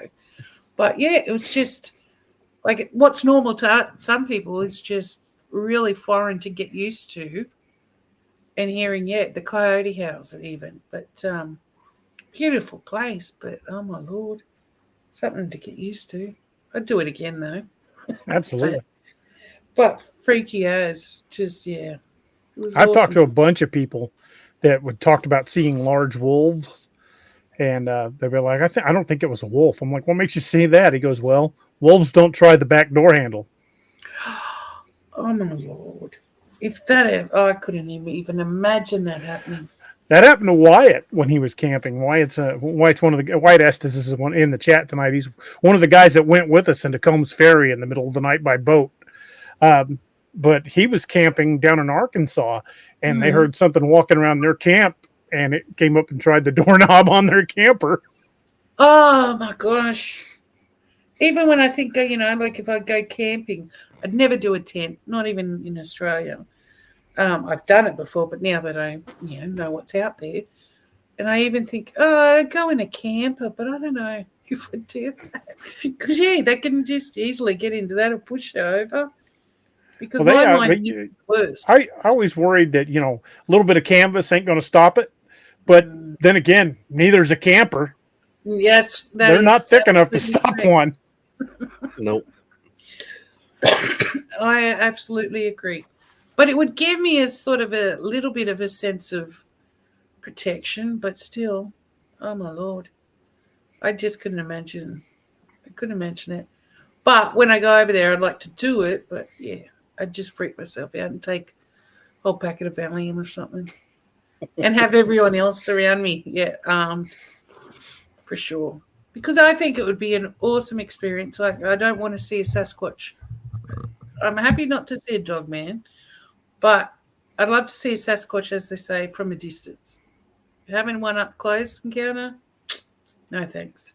I wouldn't. We keep survive. finding deer that have been torn apart, Where are you like ripped apart. Here in Missouri. I'm in Missouri. Oh, you I've guys show seen pictures now, some. do you? I saw a photo on one of the local Yowie pages. It was probably within the last month. The kangaroo's head was torn off. And it was just left there. The rest of the body was left there, the head not there. We found a deer head lying in the middle of the road. Oh, that's what I'm saying.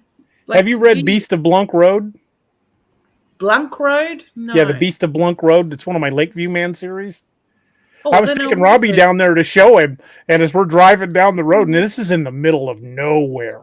I mean, it is in the middle of the thick woods, and we're driving down this little narrow, barely paved road, and I start slowing down. I'm like, Robbie, what the hell is that in the road up there? And Robbie leans forward and goes, it looks like a deer head. And we got up there, and sure enough, it was a deer head that had been pulled off, not cut off, pulled off, and was sitting in the middle of the road.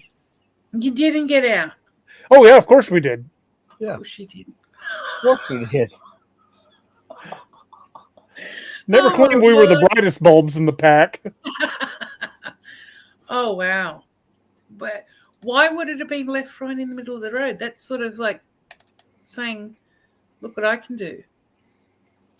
While he's pulling that up, Luka, Eric Chesterman, who's another author in the that's in the chat, wants to know how close you are to Shellwater Bay. He said he had a Yowie experience there in 2001 during Operation Tantum Thrust. Shellwater Bay. Now, what's this picture of? This is a front leg off of a deer that had been twisted and yanked off. And when we went on to the one I told you about, we went into by boat, that Combs Ferry. This was in a tree at head level. Robbie and Wyatt found this. You can see the blood on the tree limb. Bear wouldn't do that. Like, and that tree is only about the diameter of maybe a softball. So it's not big enough to support a mountain lion. It was just way too small.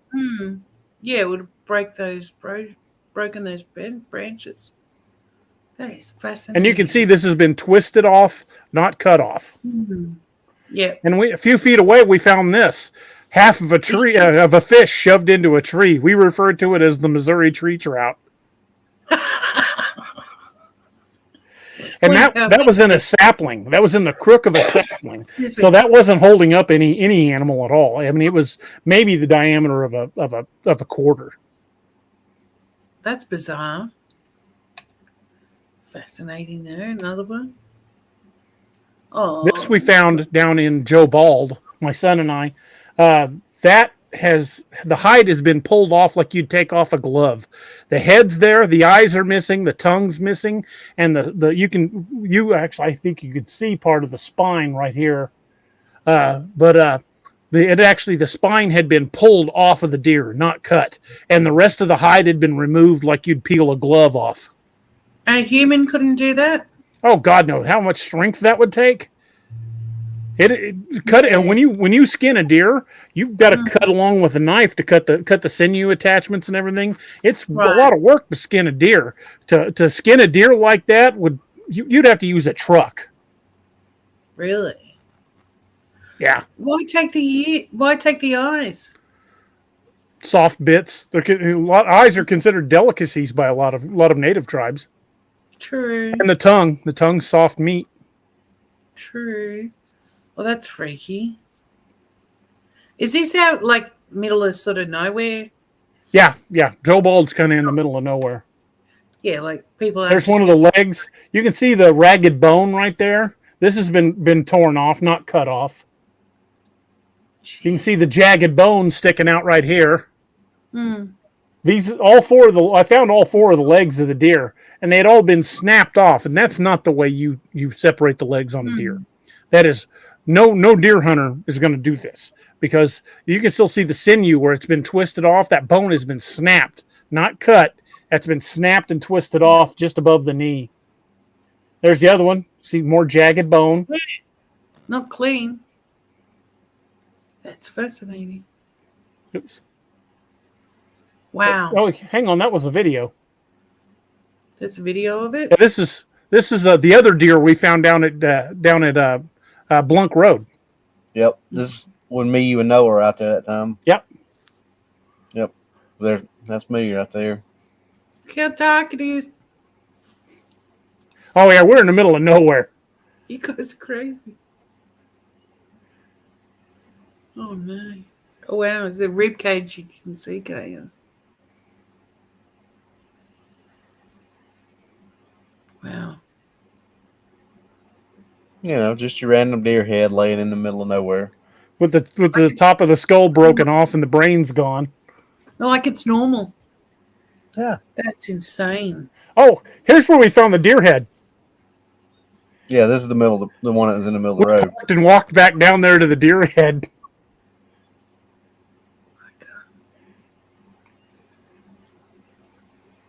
Yeah, there'd be no other reason. Oh wow. That looked pretty violent. Yeah, it's not cut off. That's the soft tissue around the nose and the tongue were gone. So were the eyes. But it's jagged. It's not been cut off. It had been snapped and pulled off. So are you thinking a dogman or a Bigfoot? Or Sasquatch, rather? I'm not exactly sure what. I would say my personal guess would be Bigfoot, because if it was Dogman, you would think we would have found claw marks. But we didn't find claw marks on any of the carcasses we found. But there was a lot of Ozark Prowler sightings around that area too. Mm-hmm. How are they getting the eyeballs out, given they'd have pretty large fingers? Take a finger or a stick and just pop it out. It doesn't take much effort to pop an eyeball out. Trust me. Trust you. How many times have you done that? Yeah, that's a long story best not told on the air. Like it's an everyday thing. Yeah, I popped the eyeballs out. Yeah, sorry. We put it back. You put it back? That's all right. We put it back. So, yeah. All good. Yeah, that gentleman wanted to know, what did he say? Shearwater? About the yowie? Yeah, I think that's what it was. Yeah. Shellwater Bay. Shellwater Bay. Let's look up. I know a lot of places. Just the guy said the same thing. Trust me. Okay, it's a long story, and in my defense, he had it coming. I'll just leave it at that. I hope so. If his eyeballs getting popped out. That's hilarious. He said it's on the East Coast, Luka. I got Shellwater. Is he saying Shellwater Bay or Shoalwater Bay? Because I got Shellwater Bay, but that's in central Queensland. Yeah, that's central Queensland. No, I'm south of Sydney. I grew up in Sydney. And actually, if you saw the latest, what is it? You know, those apes movie, the Rise of the Apes and all that sort of movie. Yeah. The latest one was filmed only like 10 minutes from here. They used the Ridge Line. That's cool. Their home. It was really cool. And we sort of got an escarpment. And there's been quite a few, I think, on the Yowie Australia page, Yowie Encounters Australia page. It's called Macquarie Pass. And, you know, there's been quite a few, like right along the pass. It goes for miles and miles. Well, not the pass does it, but the mountain range there does. And there's been so many Yowie reports from there, terrorizing a family and ones that, you know, peeking in the cars when they're sitting at Lover's Lane or things like that. It's been, you know, just there. And I just found it weird that they decided to film there, the 8 movie, and it's Yowie territory. But yeah, so they are, and I live sort of 10 minutes, 7 minutes from the beach, so they're around here. That's for sure. Just haven't. My partner did think he saw one back in the day when he was hunting he was around 20. He'd gone with a mate, and short story is that they were spotlighting, and they saw, but it had green eyes. And at first, Adam thought it was a goat, maybe, but then he realized the thing was, halfway up the tree, like its eyes were halfway up the tree. And he said it blinked, and he's like, yeah, that ain't going to go. Its eyes are too big. It's too far apart. And I think in the couple of days after that, they went swimming in this creek, and they noticed something, they thought it was someone throwing rocks into the water near them. So Adam took off. It was like up an embankment, took off up there, and he goes, and then there was a field. There was nowhere for a human to be able to run to without him seeing it. It had to have been something fast to get away from him in that time. So, and he said, he's camped out in the bush a lot when he was younger. And he said sometimes the sounds are just, something's not right. And he won't do it now. And he's pretty, tough dude.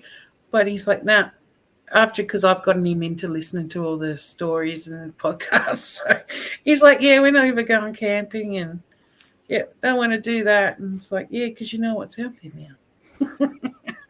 You seem to prove pretty convincing proof. So no, it's I've got most of my family into it now. That at least they pay attention to me when I warble on for a while about it. But no, it's opened a whole new world for me, so I'm happy about that. In many ways, really. And every time you get an experience like that, that's just fuel for books. Yep. Exactly. And like we were saying before, even just seeing, watching the movies, it can give you an idea. It may not be, where are we? Are Aboriginals yes, pretty much. Different tribes, different names for the Yowie. Yes, apparently, there we go. Yep. Absolutely, same thing. And I don't know the name, but if it was said, I'd recognize it. The smaller versions of the Yowie, which tend to be more aggressive, they're probably, say, 5 foot. And someone would think they've seen a Yowie, or saw something, and they describe it, and they go, but that's not real. It wasn't really tall. And they have the Aboriginal name for the more aggressive, shorter ones. And they've been seen down the coast, just like an hour from me. It's quite a bit of a hot spot there. And we had fires come through years ago, like major fires, and the conversation was, okay, where are they hiding? And same with a lot probably over there, caves. There's cave systems we know about, and cave systems we certainly don't know about. They could easily hide there. Which, are sort of incorporated in the books. Sometimes there's, they're living in a cave, especially the dog man, I think, would live in a cave. Not all the time, but maybe they have, they travel and whatnot, depending on what they're up to. But no, it's, I won't even go down to like our bushland and have a look.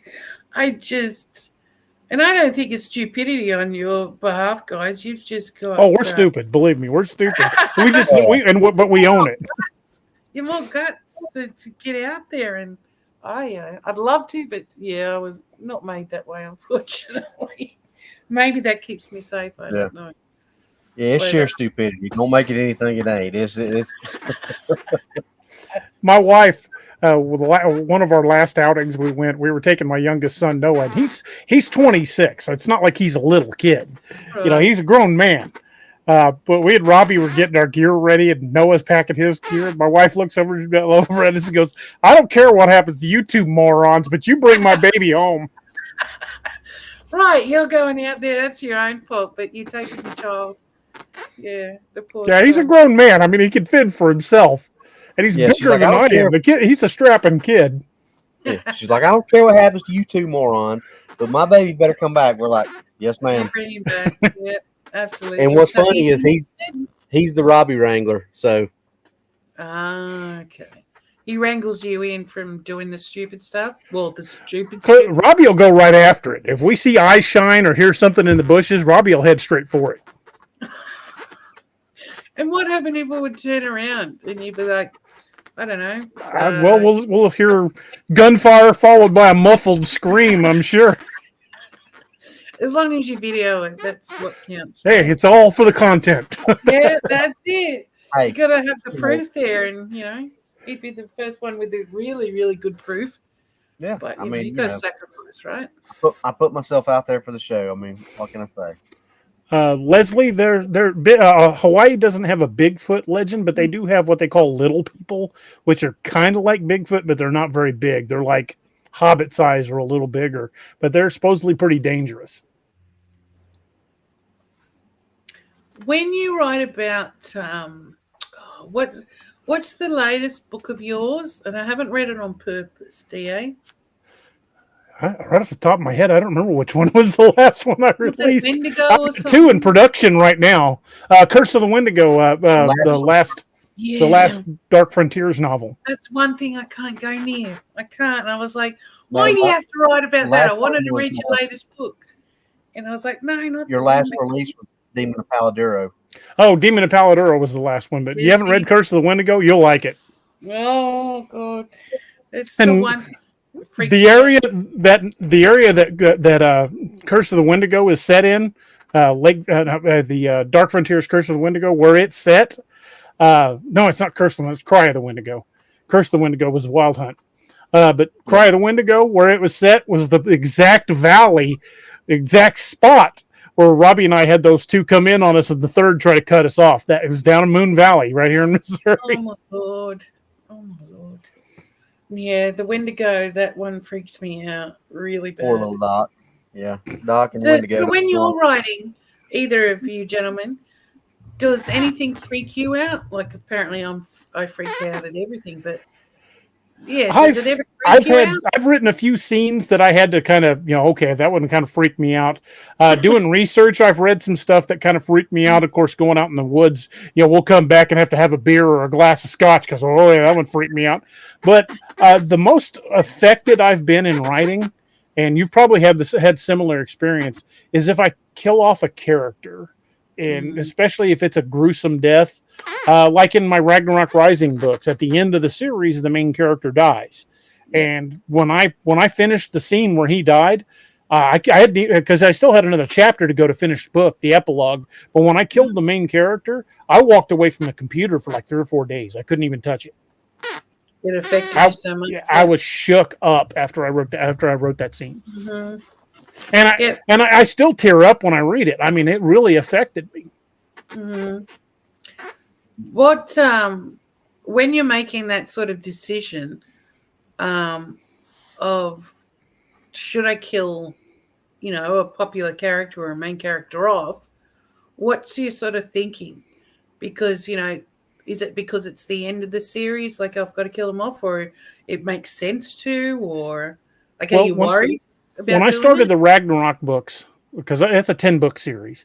When I started the Ragnarok books, I knew from the minute I started the series, from the first words, the opening scene of that book, I knew that's where that series was going to end. Everything in that entire series was building up to that final scene. And so I knew going into that. But when it comes to other main characters, people tend to call me Dr. Death because I kill a lot of characters off. But generally, I don't kill one unless it is advancing the plot. I don't just kill one just to kill one. But nobody's safe. Ask Robbie. I've killed off some pretty dear characters.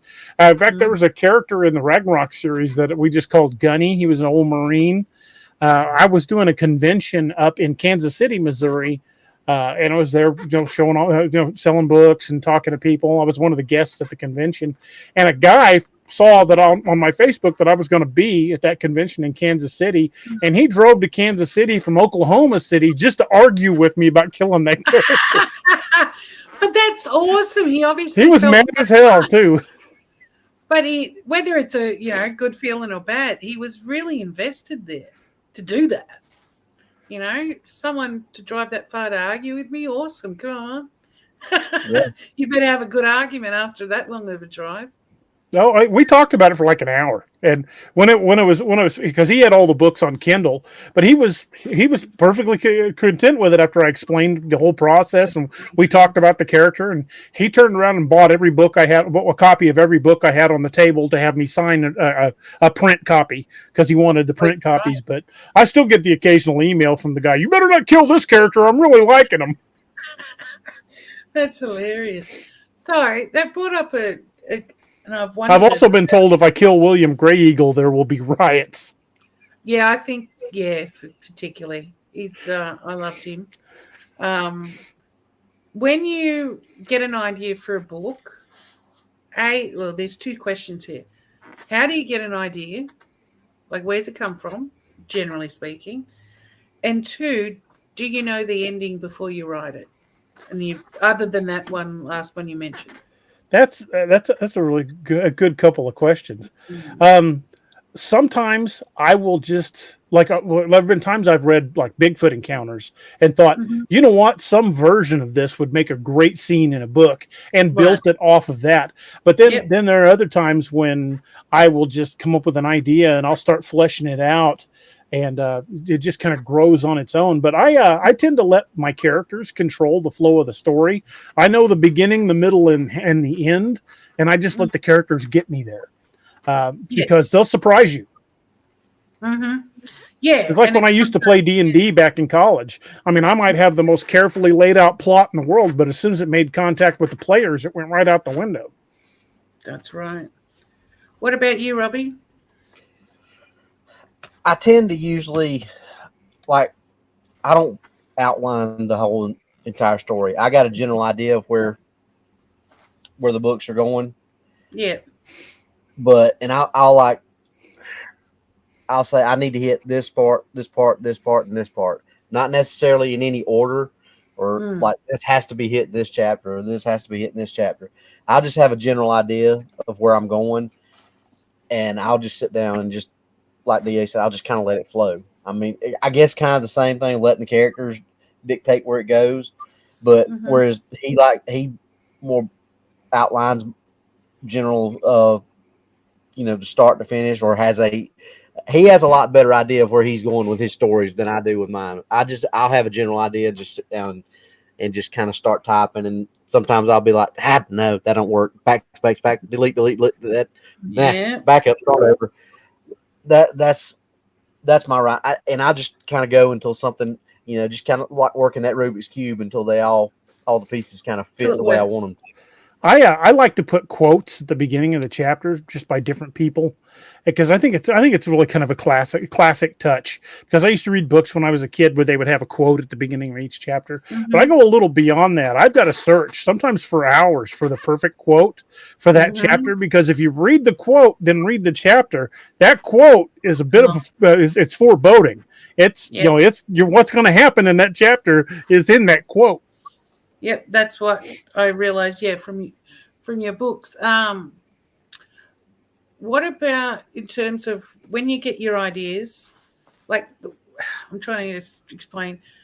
I don't know why it happens this way, but I love taking my naps. I work for myself. Why not? So when I have a nap, or even when I go to sleep at night, I'm a bit of an insomniac, so it takes me forever to go to sleep. Same here. And I'll wake up. But while I'm laying there, that's when I get my ideas. And 9 times out of 10, when I wake up in the morning or whenever, I'll remember it. And that's where I get the ideas, most of the time from it. And I'll go through the scenes in my head. Okay, yep, this is this scene, which leads to this scene. And other times, obviously, as we said, I'll get an idea from maybe a movie or an encounter. They're always... and then it might be an encounter I heard years ago. But I thought, yep, that works in this particular, book. How do you picture your scenes? Is it not till you sort of, you start writing, like you said, Robbie, or is it, you're daydreaming and, something comes to you?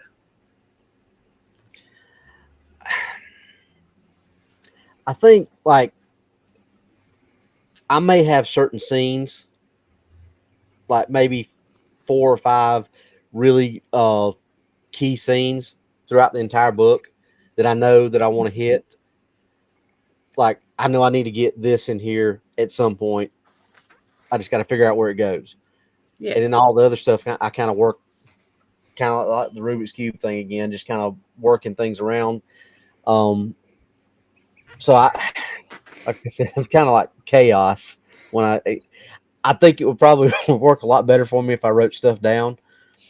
You like me, yeah. Sometimes I get to, and sometimes I don't. And yeah, so like with book 1, I knew that it's like I told DA. I woke up one morning and I had like the first 3 chapters in my head. I knew start to finish the first 3 chapters. So I went in and I wrote those first 3 chapters just like that within 3 hours, I think, DA. Because I sent it to you and Doc that morning, and I said, "Hey, y'all read this." And he comes back, he's like, "Dude, when did you write this?" I said, "This morning." He said, "You wrote all this morning?" I'm like, "Yeah." That's so, awesome. But and sometimes it'll happen that way. Sometimes a chapter will just like, oh yeah, or sometimes like this 3rd book has been. I'm kind of stretching it out and trying to. There's a lot of stuff that is a lot of behind the scenes stuff going on in this book. And then that's what I'm talking about. So I'm stretching my comfort zone, but like book 1 and book 2 just were like that. They just came to me like that. Mm-hmm. And I wrote them really quick. So I'm trying to like really take my time on this 3rd one and really try to hit the key points that need to be hit and do the things that need to be done that I might not have done in the first 2 books. So it's just like, it's a learning experience. Every book is going to be different from the one previous. And your process can change too. It's like, sometimes I have, the idea of the front, the start, the middle, and the end, most of the time. But other times, like the latest one I'm writing, Red Eyes with Nicole Peretti series, I haven't got the end in my head yet. And I keep telling myself, I'm halfway through. I was like, how am I going to end this? But the more I push to find that end, it's just, pushes that further away. Yeah. So I just wait for it to, come at the right time. Okay, this is this is the ending. This is what's going to happen. So sometimes it works. Just go with the flow. Yeah, I'm over 40,000 words into book 3, and I didn't have the end of it till Wednesday night when me and DA were talking. And when we come up with the end of it, I was like, "You got it. That's it. That's how we're doing this." Right. I love that feeling of when it just works. Yeah. And he and I've done that on his books too. He's like, and we're just sitting there talking. All of a sudden, it'll be like, "Hey, what about this?" That's it. I know. It's a great feeling of it. That works, but you'll try a few things beforehand, and it just doesn't give you that feeling of. Oh, I can't tell you the number of entire chapters. I've just went, nah, selected and deleted it. I've done that and gone, it's good, but it's just sort of meh. And just when I was writing my Ragnarok series, I was still working for the sheriff's department at the time. And it's technically not the sheriff's department I work for because I say Nathaniel County, but it's actually Greene County. But Greene County is named after Nathaniel Greene, so everybody knows. But I was still writing, and some of those characters were based on people I knew. Not all of them, but some of them were.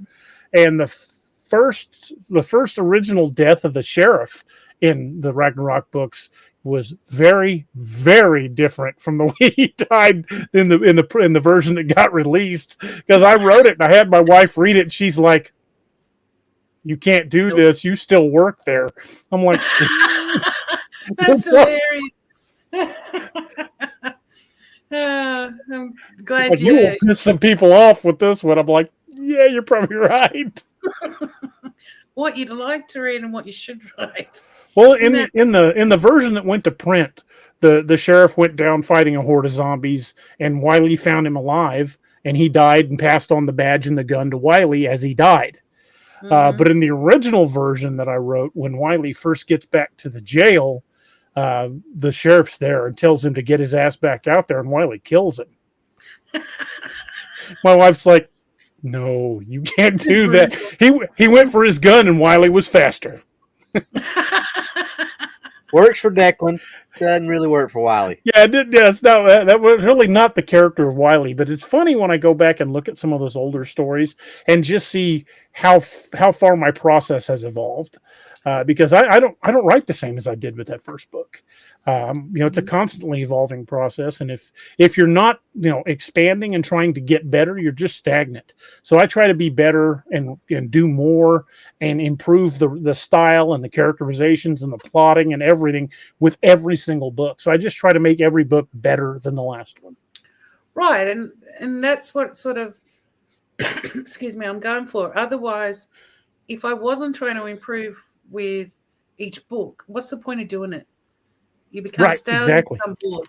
And I get bored extremely easily. So if that was the case, I'm going to be bored writing it, and the readers are going to go, "What the heck? Right. You're just putting this out to make a buck." Like, no, I'm not there. If I've got nothing to say, I won't say it. So it's all about improving, and you become, in the forums, you pick up better ideas how, you plan it all out, DA. And sometimes I'm good at doing that and it makes sense. And other times it's just a, minefield in my head of these are the characters there. And I go, I should do it this way. But sometimes it doesn't happen that way, and it still works out in the end. I like to weave a lot of little details and little subplots in. So if a person reads, like, say for example, Lakeview Man, if they go back and read it again later, they catch something they didn't catch the first time. I try to put those little subtle things in there. Mm-hmm. Yeah, and you wouldn't pick it up until the second time. Same with a lot of good movies. You don't. Yep. I'll watch this movie a second time, and I love the first, and I'll be like, I don't remember that happening. That makes sense. And I go, oh, that was really well done. So, it can happen absolutely in books. And I think that's a really good way to do it. Absolutely. I think it makes a much more organic feel. You really make a not just words on paper, not just characters you're reading about, but you start to feel like these are real people. Like you really deeply getting to know these characters. And to me, my favorite books that I've ever read did that. They really made the characters more than just words on paper. And those are the stories that stick with us. Absolutely. And as you can see that your fans there are saying it would be criminal to kill off Grey Eagle, you can clearly see people fall in love with the characters. So I find that quite hilarious. And thank you for Lionel Grey Green saying about I'm having a good year, but I just found that funny about Grey Eagle. And I think you'd be in big trouble if you did. People would be the same with Margolin. Margolin was just intended to be a throwaway character. He was just he was there to make a smart ass line or two in the first Wild Hunt book, and I just liked him. I mean, he was just fun. And then I would write scenes with him later, and he'd pop off and say stuff. I'm like, Jesus Christ, where'd that come from? Right. I find that with Jacoby, one of the Nicole Beretti's Offsider, I just wrote him in just for another element, and then I was like, oh, he's cheeky, I like him. And it sort of surprises you that, hey, I wrote a character I really enjoy, and he balances well with Nicole, so I'm keeping him. And you just run with it, whatever works. But when you did that, Robbie, before, when you went like, yep, that's it, I was like, I love that. Yep. It's just the best. Well, and that's the same thing with like the character dialogue, and it's the same in DA's books with Jed and Doc. It's the same within my books with Rick and Doc. Just the dynamic that Doc and I have in real life, it makes it so much easier to write the dialogue, because half the stuff that DA and I write in our books that the two of us knuckleheads say to each other, we've already said. I mean, we joke around that DA's anytime the three of us are together, DA's up front with a notepad going, And we write down all the stuff we say, or anytime we're on the show, because we're always the way those four, I guess you could say four characters interact with each other is the exact same way that we do in real life, and I think that's why people like that kind of stuff so much, and that's why writing dialogue has become my favorite part of writing. It's sitting there, okay, how would me, DA, and Doc talk about this in real life? Okay, that's exactly how Rick, DA, and Doc. When I know he does the same thing. Okay, how would me, Jed, and Doc talk about this in real life? Okay, this is what we're gonna say, and but it's so much fun to sit there and think, and we've talked about it. I don't know in your situation, you kind of made your main character up, but all of our main characters are pretty much based on us. So when we're typing the lines, and Doc even says when he reads it and hears our voice in his head. Voices, yeah. It's wild how those characters, even though they're based on real people, it's wild how they take on that life. And it's like DA said when he says, "Where'd that come from?"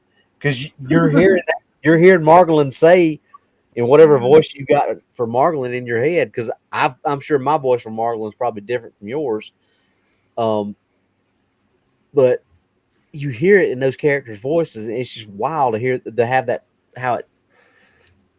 I don't think it ever did that before I wrote my own books. I think we're just reading the book. I always read the book in my own voice, and just it's like I was playing a movie. But some of the little throwaway lines that I just throw in there because I think it sounds funny at the time become iconic. Like for Margolin, for example, in Robbie, help me out here. I can't remember the title of the book. Heart of Iron. Heart of Iron. Oh, always packed for dragons. Always packed for dragons. And that line just keeps coming back. And once in a while, somebody will throw it in the chat. Always packed for dragons. It is hilarious. There's when I'll write, go through a few versions of the book, and then I'll come back like you were saying about making the actual dialogue more relatable to people. That this is exactly what I'd say. It may not be what someone else would say, but this is the banter we have, or whichever. I'll go back on the second round or third round and add more of that in to make it seem, much more realistic. Is that are you doing that on second or third rounds, or are you doing it straight away?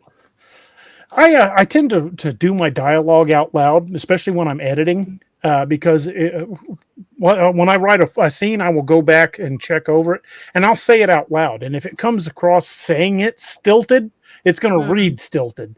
So I try to write how people talk. And in certain characters, like the character of Balkus Ironheart or Declan Kane, have a very specific way that I write their dialogue because I'm reflecting their accent. But for the most part, I just say he said in such and such accent. But those characters have become iconic for just how they talk. Yep. How do you come up with names? Well, like for example, the characters, the Hotametaneo of the Apex Predator books. I decide which tribe I want that character to be from, and then I do a deep dive looking for tribal names. I don't just go like Joe Standing Bear. Those are very generic. Like Micah in Apex Predator, his last name is Kanawikakte, which means forest hunter. So he's a Lakota, and I gave him a Lakota name. Right, makes sense. Adds that depth too, make more real than just making up a generic name. What about you, Robbie? Names are a little harder for me sometimes and I've told DA this. I don't want to just say Mark or Bill or but I try to think, okay, what is this person? How is this person related to the story? What is this person doing? Okay, this like character from the third book, he's a doctor, so I'm like, okay, what's kind of a name that it's one of those names that you say his last name. You wouldn't ever say his first name just because he's got one of those names, because he's Doctor, whatever the name is. Yeah. But most people are gonna, if they're not calling him Doctor, whatever, they're just gonna say his last name. So I started trying to figure out what was, and that's how I came to that last name. Was just okay. That's a good name that somebody would have that people would be comfortable saying just their last name talking to them. Right. And then most of the other characters are based on real people. So I just kind of either, like in the second book, my buddy Lance Simmons is one of the characters. So I just went Lance Sims just to make it easy. Makes sense. Of course, DA, Doc, and all that that was easy because I just used their real names. Fair enough. But I used names. The first book I wrote, Night of the Dogman, I used family names. I could put my dad in there and put my brother-in-law and sort of made the characters very similar to, their personalities. Human character or Bigfoot characters? Good question, Lionel. I like the humans because, well, I like to think I know the human personalities and characters a little bit more in depth than what we know of the Sasquatch. But I like the unknown of the Sasquatch. And I like putting my spin on what I think they would be doing or thinking on, and trying to, when they're having conversations, they're chattering, but, you've got to actually put it in words. But also keep to, okay, they're going to have a basic, understanding. Well, they're not going to be in English, obviously, but their words are going to be much more basic than, say, we speak. So I've got to consider that too. But I like that little bit of a challenge on, okay, how would a Sasquatch see fire? What would they call it? Or, and obviously it's just fiction book, but you've got to make it somewhat, make sense and make it relevant. So I like the complexities of what a Sasquatch character would be like, or a dog man. And I guess in that term that the humans would be easier to write, but I also like digging a bit deeper and with the humans as well. So, yeah, I'd probably go with, the Sasquatch and Dogman I like the most. Leslie says, DA, the way you write Jay, I feel you know him personally. That's because I do. My Uncle Buddy passed away a few years ago, and he was the real world inspiration for Jay Matoska. I learned everything I know about tracking, everything I know about hunting deer. He was full blood Cherokee. He was married to my mother's sister, and he practically raised me like a second dad. And most of what I know about hunting, fishing, tracking, camping, I learned from him. And a lot I learned about Cherokee lore from him. I learned about Bigfoot from him. So Jay Matoska is an homage to Uncle Buddy, and he passed away just a few years ago. Well, clearly you did something right there because, it shows the familiarity there. And that was him. I mean, in a nutshell, that was him. Oh, that's beautiful. That's awesome. I named Nicole Beretti after my sister. So she thinks, each time it comes out, she's like, I'm doing pretty good, aren't I? And I'm like, it's not really you, but it's you in, fantasy mode. But, and my mother's name and things like that.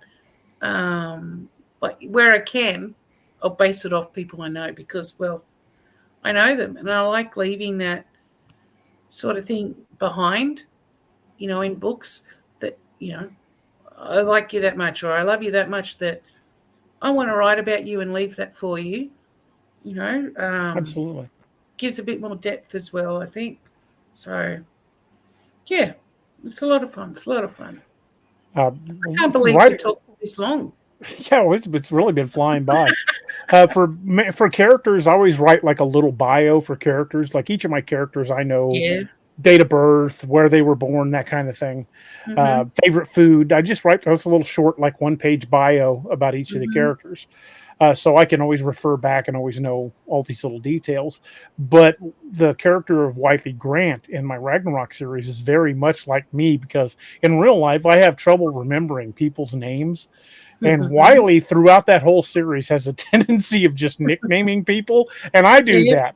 And but what gets pointed out is in the book the most was when he started referring to guys as Weasel Face and Lasagna. But I actually knew two guys that was the nicknames I'd given him. See, that works, and that makes it more unique. That people do that. A lot of people. I forget names too.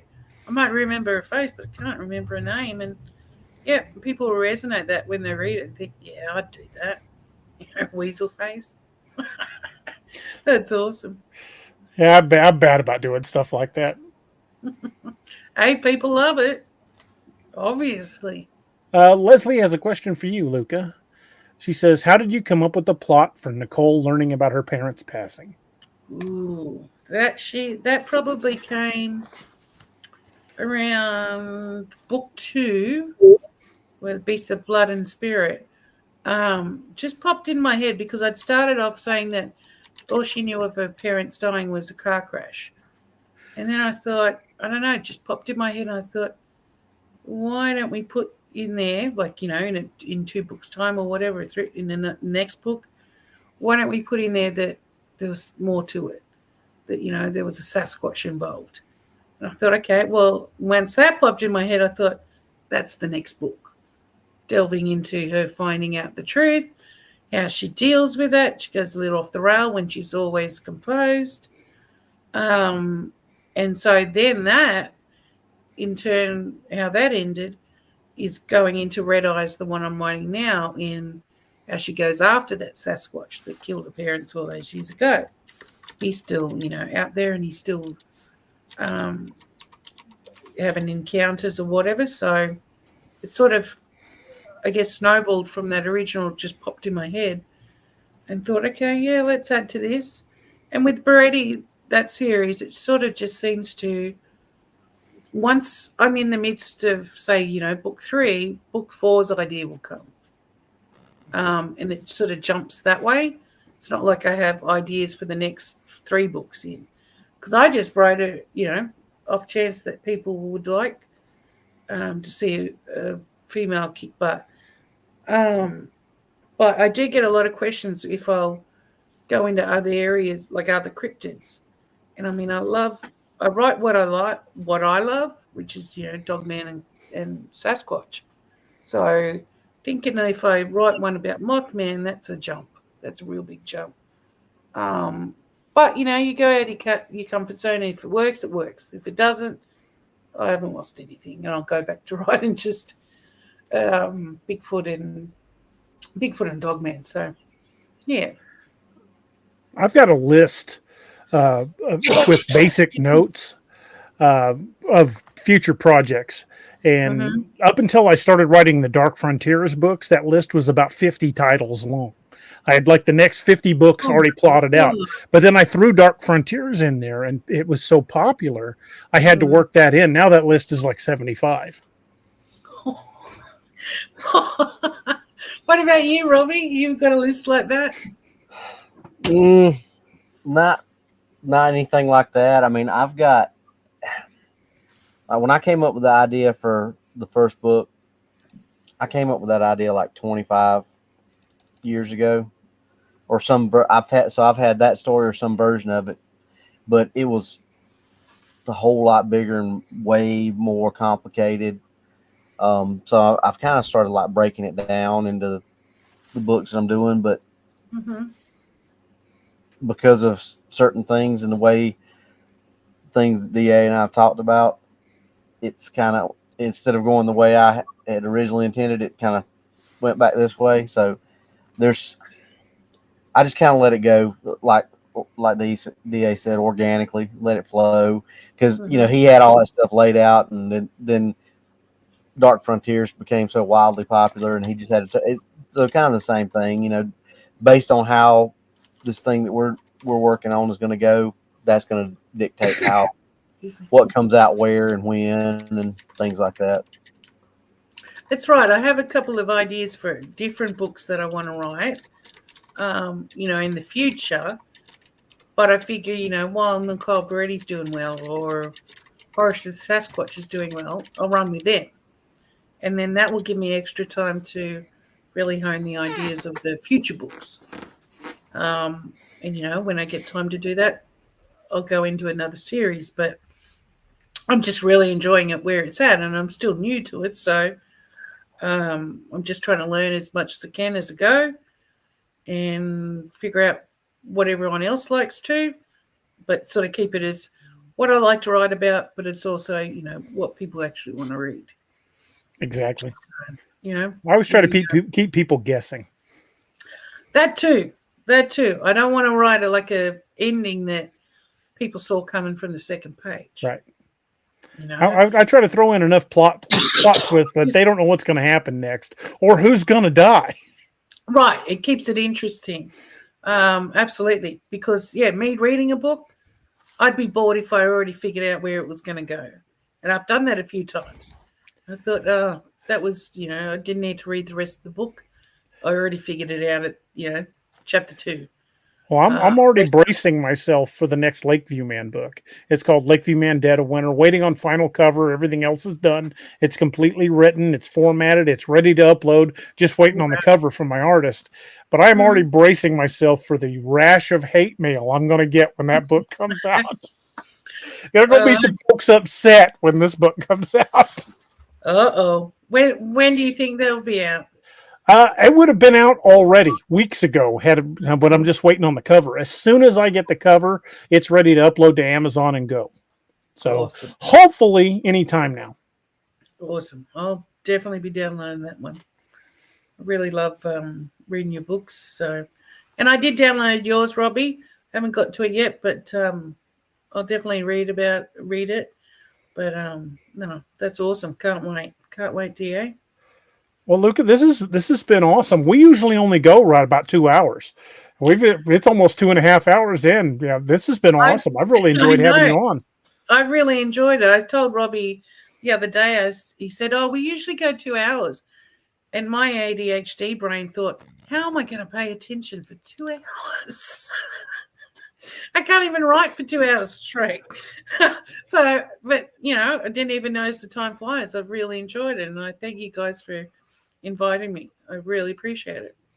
Well, we appreciate you coming on. And the next time you're going to release a book and you're ready to do a round of promotion, you're welcome to come back. We'd love to have you back anytime. Thank you, guys. I really appreciate it. Thank you.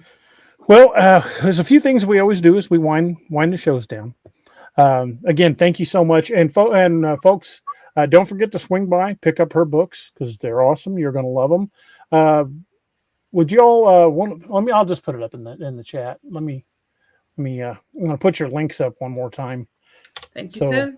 Those will all go out.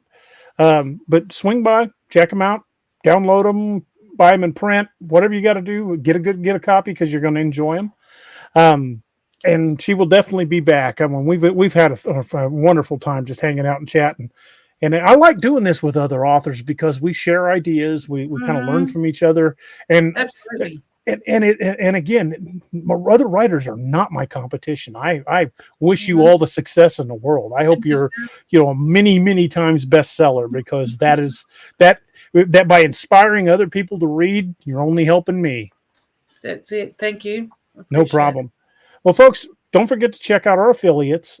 Check out the good folks over at Dark Angel Medical. They make the best med kits in the business. And if you're going to go out hunting Sasquatch or camping, fishing, hunting, backpacking, if you're going to be out in the outdoors away from basic 911, you need a good med kit. Swing by darkangelmedical.com. Don't forget to use discount code Cryptid20 for 20% off your entire order. Also, check out the good folks over at scallywagtactical.com. And they do ship to Australia. They have some of the best knives and survival gear in the business. Veteran-owned company, fantastic blades. I carry one of their knives with me everywhere I go. I always have a knife, at least 2 knives on me, actually. But I always have one of those blades on me. So check out Scallywag Tactical. Use discount code DARoberts10 at checkout for 10% off. And check out our most recent our most recent affiliate, sigwoarms.com. If you want to get your favorite pew pew with laser etching of the Wild Hunt logo on the side, those are the folks that do it because they're the ones licensed to do it. So check out sigwoarms.com, another veteran-owned group, great group of guys. Give them a call. Check out there's two guys that work there. We call them the Codys. They're both named Cody. So give the Codys a call. Tell them what you want, whether it's a suppressor or what we like to refer to as a whisper pickle, or if you want to get your AR custom built. Those are the guys to talk to. Just a fantastic group of guys. So check them out. And as we're winding things down, one of the things I always talk about, and I always will, is the 22 a day foundation. We lose 22 veterans a day to suicide, and that is 22 too many. So reach out and check on your friends and family who are first responders or veterans and served in any capacity. Even if you've got friends in the Australian military or first responders, the pressures that are put on our first responders and our military personnel are enormous, and sometimes they see things that they just can't fight. Those demons are hard to fight, and I've shared those demons. Believe me, I've been there. And fortunately, I've got a good network of guys like this Yahoo over here that I can call when things are bad, or him or Doc or Steve or Wyatt. I've got a good number of people that when the dark days come, I've got someone to stand there with me. And if you don't have anybody else, reach out to one of us, because I would rather hear your story than read your obituary. And reach out to your friends and family. Let them know you're thinking about them. Let them know you care, because let's get 22 a day down to 0 where it belongs.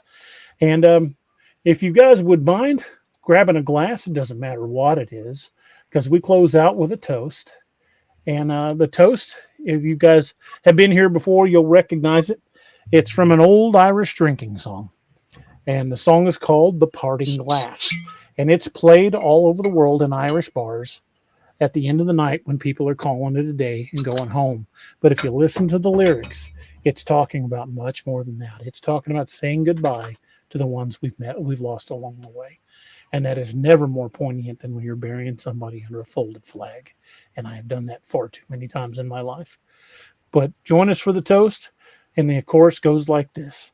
But since it fell into my lot that I should rise and you should not, I'll gently rise and softly call. Good night and joy be to you all. Good night, everyone. Thank you for being with us. Oh, we lost her there at the end. We put her back up on the screen. Good night, everybody. Thank you guys for joining us. Yeah, you made it. And I went somewhere. I don't know where I went. Thank you, guys. Thank you. And, a big thank you to Luka for being here. Check out our website. Don't forget to check out Robbie and my books on Amazon.com or DARoberts.net. Watch for the NightmareHunter.com coming soon. And you'll be able to find all of us over there. So check them out. We'd love to see you. Slán Jama, and we will see you guys on Wednesday night. Good night, everybody. Thank you. Thank you for joining us. Catch us again Wednesdays and Saturdays on DAExMachiNation. A special thanks to all our channel members and Patreon supporters. Please make sure to like, share, and subscribe.